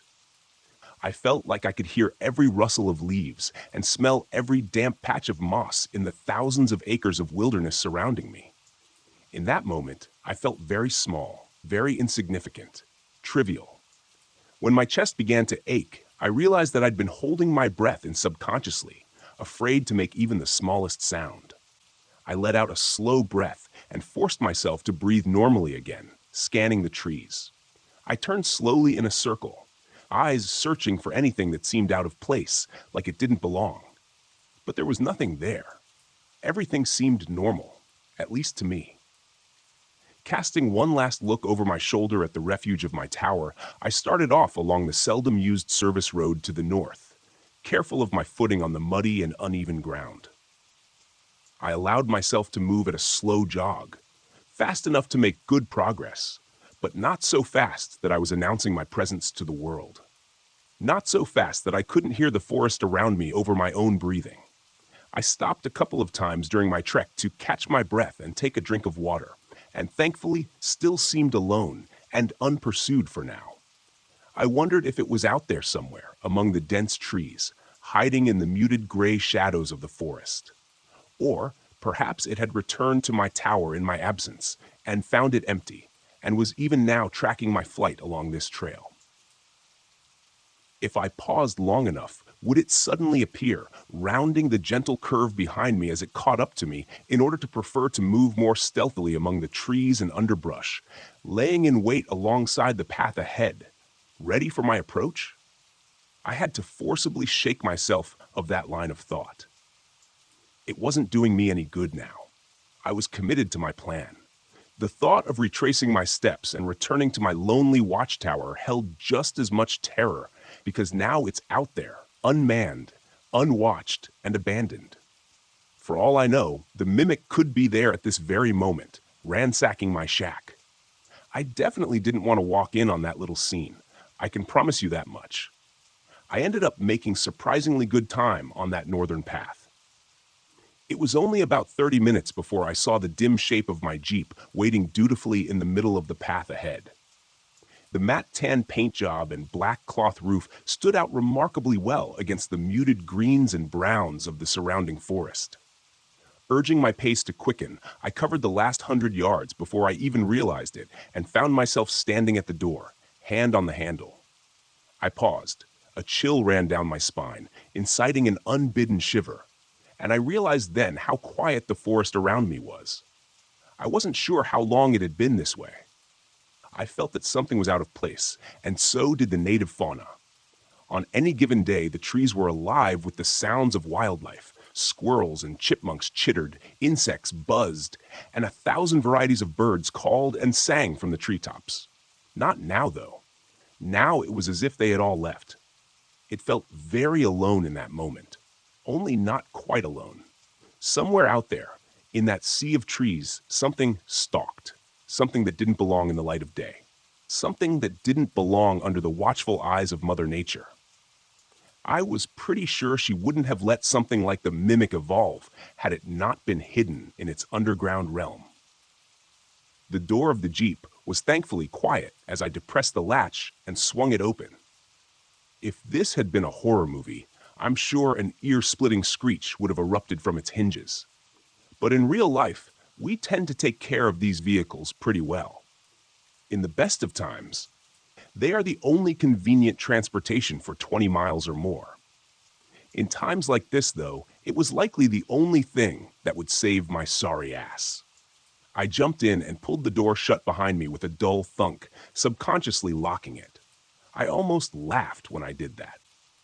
The entire top of the Jeep was nothing more than canvas and plastic windows. A feisty hamster could probably have penetrated my little haven, and I doubt the mimic would even think twice about it. The Jeep fired up immediately when I turned the key in the ignition, and I threw it in reverse for the most ungraceful 14-point turn you've ever seen on the narrow and muddy service road. Once I got it turned around, I didn't waste any time directing it the way I'd come. The service road was really little more than an uneven and ill-maintained dirt trail, and was only ever used infrequently by the rangers and lookouts. As I'd previously mentioned, it was a rough ride, even for the heavy suspension of my trusty steed, so I had to keep it at a reasonable speed. The very last thing I needed was to snap an axle or bounce myself right off the road and into the trees. Considering the condition of the trail, with the fact that it constantly wound and curved as it progressed, it meant that even my best speed wasn't much faster than I could run on foot. That's okay. Once I got past my tower, the service road was generally better maintained and followed a more or less straight path. I'd be able to build some decent speed there and be out of the wilderness and standing at the ranger station in an hour or so. The abrupt appearance of my tower caused me to feather off the gas as I rounded the last curve from the northern track. I slowed to a crawl and squinted through the now dirty windshield. From here, everything looked exactly like I had left it. The gate still stood closed, and looking up, I could see the trapdoor also appeared shut. Maybe this thing hadn't returned. Hell, maybe this thing wasn't ever going to return. For all I knew, I was headed in the opposite direction. It's not like looking at a GPS on it or anything. It was at that moment that I nearly pissed myself when the radio, still clipped to my belt, squawked, and I heard probably the last thing I had ever expected to hear. "John, are you there?" The signal was pretty clear, but his voice sounded weak, strained. I almost didn't respond. I was frozen in indecision, clouding my mind. I didn't know what I could trust to be true, but I doubted that this mimic had read the radio manual and learned how to operate the handset. I snatched the handset from my shoulder and keyed the mic. "Billy? Holy? Is that you?" He answered me right away, and I thought I could hear relief in his tone, buried under his pained words. "John? Thank God. I was afraid you were gone." My eyes drifted to the trail leading past my tower toward the ranger station, toward safety. Another 5 minutes, and I would have been there. I got to my Jeep, and I was just about to haul ass for the ranger station when I replied, "What's your status?" There was a moment of silence, and I wondered briefly if he hadn't even heard me. But then he answered, "I'm not doing too hot, John. I'm in my tower, but that thing hurt me. I've lost a lot of blood, and I've been drifting in and out. I've patched myself up as best as I could. I stopped the bleeding for my leg." He frowned and closed his eyes for a moment, asking a question I was pretty sure I knew the answer to. "Are you able to get back to your Jeep?" I thought I heard a coughing bark of laughter before he answered. "I don't think so. Pretty banged up, man. What happened?" "Billy, son of a... It got into my tower, managed to get a shot off, but not before it got a jump on me. I took off before it did me in, so I think I hit it. I don't know where it is now, though. My tower is wide open, and it hasn't come back, so maybe it's dead." I doubted that. Things never work out that simply. "Are you stable, Billy? Can you be moved?" Another silence, and then he said, "I know what you're thinking, John. Just turn your Jeep around and haul ass to the ranger station. That's an order." I dropped my forehead to the steering wheel, closing my eyes and cursing. It would have been easier if Billy hadn't radioed me. I know it's selfish. I know I'm an idiot for even thinking it, but I could have been blissfully out of range if he'd only waited for 10 more minutes. Still, I put the throttle down and got the hell out of there. I could still race for the ranger station, have them mobilize a chopper to come back for Billy. But they were at least an hour away. Factor in the spin-up time for the helicopter, and you're talking more like an hour and a half before anyone gets to him. It didn't sound good. Something told me it was unlikely he'd last that amount of time.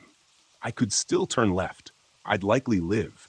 But could I live with myself knowing that I left Billy to die alone in his tower? What if our situations had been reversed? Sure, I might be saying the same words he was saying now, but in my heart, I'd be pleading for that voice on the radio to help me. I couldn't imagine being in his position, lying there, hurt, bleeding out, knowing that his safe haven was wide open and that thing was out there somewhere. Look, I know what you're going to say. I know what you're probably saying already. Don't be a dumbass. This is exactly why everyone dies in a horror movie. I get it, believe me. I get it. But this wasn't a movie. My friend was lying there, dying in his shack. If I could get to him and get him into the Jeep, we could both get out of there, leaving this twisted nightmare behind us. Billy, I'm headed your way. Get ready, because we're going to wrestle you down the stairs and into my Jeep as quickly as we can, I said, cranking the wheel to the right and taking the western trail with more speed than I should have. John, I gave you an order. Get out of here now. Despite the situation, I managed to start a grin as my rig bucked and bounced over the uneven trail. Billy, I'd like to take this opportunity to officially tender my resignation from the Fire Watch. Now shut your mouth and conserve your strength. I'll be there in 15 minutes. 15 minutes. Trying to be a pretty good guess, and before long, I skidded to a halt outside Tower 12, next to Billy's ride.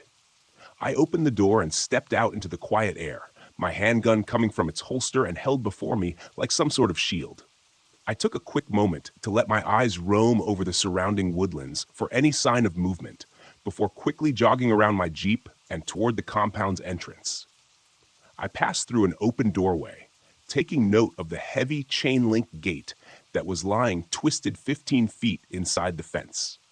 Another dozen paces, and I was at the base of the stairs, craning my neck to make sure nothing was awaiting me above. I kept the mic on my shoulder and said in a low voice, "Billy, I'm outside your tower right now, heading up. For Christ's sake, don't shoot me." I turned the volume on the speaker down just in time for his response. "Damn it, John. I told you to leave."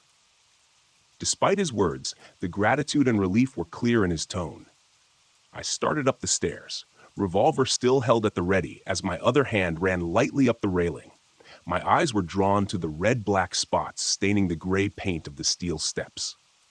I found even more of the viscous liquid on the railing as I continued my ascent. Blood, but not Billy's. God, I hope that thing is lying in the woods, breathing its last breath. He definitely hit it, but I had no way of telling how seriously it was hurt. In a human, red blood indicated an arterial bleed, which was typically a fairly significant injury. With this thing, who knew what black-red meant? I climbed the rest of the stairs around the tower and stopped just below the open trapdoor. "Billy?" I called cautiously. A pause, then came his reply, shaky and with a wheezing sound I didn't like at all. "How do I know it's you? Say something I couldn't have heard you say before." "I have always admired and respected you," I answered without hesitation. He said under his breath, "Come on up." I took another couple of steps, cautiously poking my head through the trapdoor.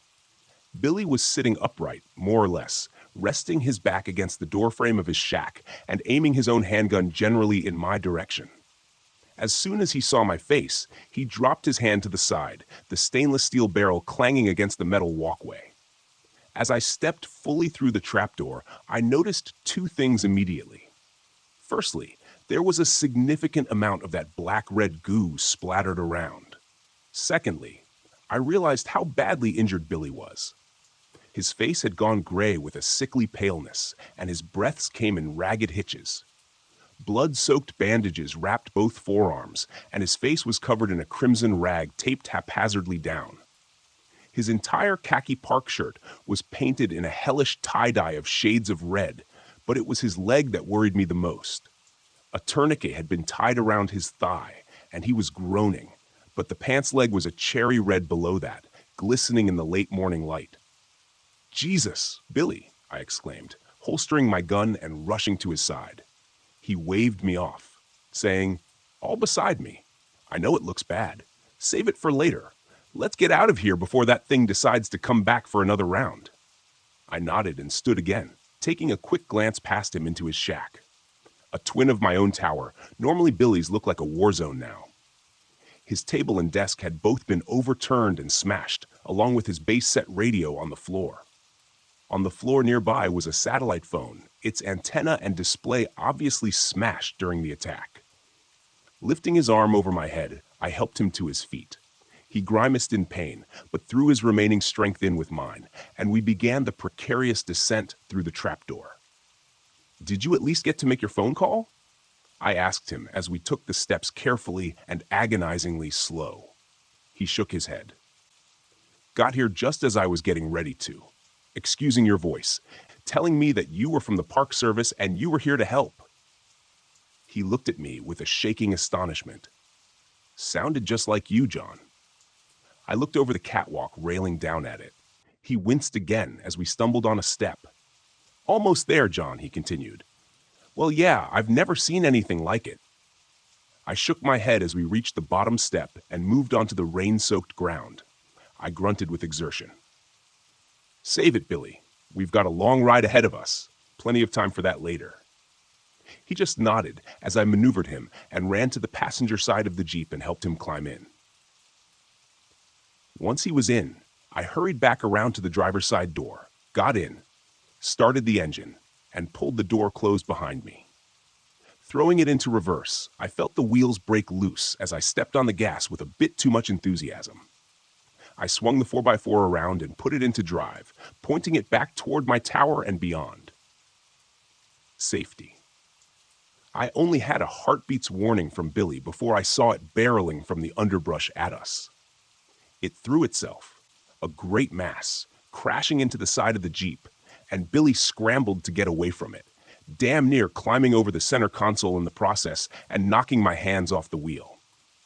In a panic, the Jeep swung wildly left, and I stomped down on the brakes to avoid slamming into the trees. One of the front wheels dipped off the road, and the steel bumper crashed through a small cluster of oak saplings, halting us abruptly. The engine stalled, and everything went silent in that moment as we froze. My breath hitched in my lungs, and my eyes widened in shock as I laid eyes upon the abomination for the first time. My first impression was that it was much larger than I had thought, but the nightmare visage before me eclipsed such a pedestrian observation. The thing stood in the middle of the trail, still shaking its head as if trying to recover its senses after the collision with a 2-ton vehicle. It looked vaguely humanoid in a sense, but it walked on 4 limbs, clearly proportioned to such a task. It was hairless, and its mottled pink-gray skin stretched taut over muscles, bones, and odd, unidentifiable bulges. The limbs seemed to have joints that bent in all the wrong directions and ended in what had been claws, but instead of the distinctive keratin-composed sharp nails that seemed so familiar in the natural world, these seemed to be extensions of the creature's skeletal structure, protruding painfully through its veiny, translucent hide. The worst of all was the bulbous and disproportionately large head, topped with an oddly gaunt-appearing neck. It was oblong and reminded me of the shape of a feline's skull. Its mouth seemed a jagged tear across its face, with ill-fitting and chaotically positioned teeth that didn't seem to allow the mouth to close properly. I couldn't see any eyes, but where they should have been, instead, there were 2 bulbous and cyst-like organs, seemingly bulging and flattening in a slow rhythm as if bladders were filling with air or liquid. I reeled back in revulsion as it turned its sightless head in our direction, searchingly. Flaps of skin on either side of its malformed snout opened slowly, like some obscene blossom composed of milky gray bat wings, and I had the sense that it was using them to try to somehow locate us. It was then I saw where Billy's shot had struck the creature in the face. One of the snout flaps was nearly completely severed, hanging limply in contrast to its sibling. A gouge furrowed by the bullet's travel creased along the right side of the thing's head, piercing and ravaging the bulbous organ on that side and leaving it a deflated sac. When it turned its head further in our direction, I could see clearly where it had bled significantly from the shot, but I was horrified to see that the wound had already sealed itself, leaving a shiny silver scar to mark the incident. "I knew I hit you, you bastard," Billy whispered, half to himself. The mimic stopped its motion, and we watched as the uninjured bladder on its head expanded like a half-filled party balloon. It dipped its head a bit, and we saw 2 membranous slits in the top of its skull dilate. A moment later, the twisted sound of a human voice assaulted our ears. "I know you're out there." The voice was unmistakably Billy's, but it was distorted and wrong. I thought that the wound from his gunshot probably had something to do with that. The thing raised its head again, turning a bit more in our direction. It took a few experimental steps forward, then paused and lowered its head. This time, we heard what sounded like the painful roar of a beast, almost perfectly replicated, except for that same distortion we had heard previously. "Killed a bear." I held my breath as we watched it again raise its head and take a few more contemplative steps in our direction, slowly swinging its grotesque snout back and forth. I could see how the flaps of skin that were flared open, where its nose should have been twitched minutely back and forth, and I felt like it was using them to listen for us. "Knows we're here somewhere, but he can't see us," whispered Billy, leaning close.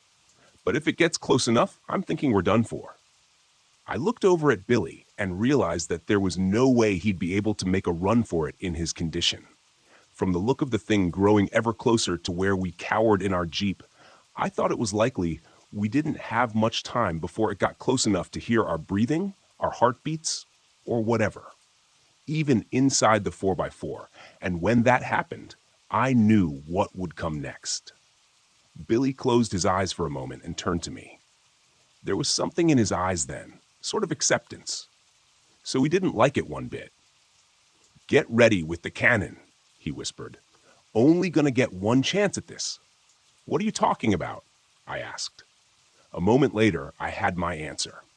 Billy took a deep breath and mustered every bit of strength to fling the door open and stagger out of the Jeep. "I'm right here," he shouted, limping weakly across the road from the Jeep. The mimic whipped its head in his direction instantly, but tilted its head to the side, seemingly momentarily puzzled at this unexpected turn of events. Billy held his own magnum in his hand, but it was too weak to raise it towards the beast. Still, he pulled the trigger, and a resounding boom seemed to shake the air. The mimic flinched at the defining sound of the gunshot, the flap of membrane at its snout snapping shut protectively. But its stunned hesitation didn't last very long. In an instant, faster than I would have thought possible, it launched itself on powerful limbs at Billy, knocking him to the ground and tearing at him with teeth and claws. I heard my friend screaming, then a horrible, soul-rending sound that I'll never forget as long as I live. But now was my chance, and I took it. I swung the door open and stepped out of the Jeep, my gun coming free of its holster in the same moment. The creature was preoccupied with what was left of Billy, but as soon as I brought the gun up and thumbed back the hammer, its head swung around at me. It crouched like a compressed spring, preparing to launch, but I was quicker. The report of the gunshot was incredible, and the recoil from the powerful round rocked my wrist back painfully. The beast staggered, and I saw a burst of blood and tissue explode from a wound where its shoulder met its neck. It howled an otherworldly cry, sounding like a bedlam mixture of man and beast. But though the wound seemed terrible, it tried once again to throw itself at me. I was set on my course, though, and took step after step toward the creature, pulling the trigger again and again until the gun ran dry. All I was left with was the clicking of the hammer and a high-pitched ringing in my ears. The acrid smell of gunpowder stung my nose, and by the time I finally stopped, I found myself within only a few feet of the horrific thing. 6 blackened holes stippled the neck and torso of the creature where the bullets had entered, and I knew that the destruction of their exits on the opposite side would be far worse. The mimic lay sprawled across the ruined body of Billy Johnson, its weight crushing whatever had been left of my friend.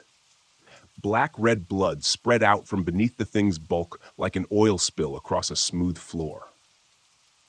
I noted with some muted surprise that the creature still twitched and slowly flexed its powerful muscles, and a wheezing sound was quietly emanating from the slits on the top of its skull. I holstered my empty handgun and scanned around the ground for what I knew was there. A moment later, I spotted it. Billy's own magnum, lying half buried in the muck where it had been torn from its grip under the weight of the monster. I snatched it up and shook it clear of most of the mud and grass. Opening the cylinder, I saw that only one unfired round remained. That was enough, though. I approached the horror before me without apprehension or pause, my eyes focused on this thing that had caused so much pain and terror. I thumbed the hammer back and placed the muzzle against the mimic's head, which still convulsed with some small remaining life. I didn't know if it would be able to heal from the wounds I had already inflicted. Logic told me it was unlikely, but the silvery scar I'd seen from Billy's previous encounter caused me to question everything I thought was possible. I felt the tremors from the creature vibrate through the gun as the barrel rested against its skull, right between where its eyes should have been. I tensed my finger on the cold steel of the trigger, and the crack of the gunshot echoed throughout the forest. It was done. But even as I walked back numbly to the Jeep and restarted the engine, I wondered if that was true. I thought back to the journal I'd read, written more than 130 years before, and how it alluded to the tales of this creature going back long before then. As I drove the Jeep along the rough and winding service road, I wondered at the possibility that what we encountered was the only one of its kind. That the same beast had somehow terrorized cultures separated from each other by great time and distance, spawning the legends that the author of the journal and his companions pursued. It didn't seem likely. And now the door was open.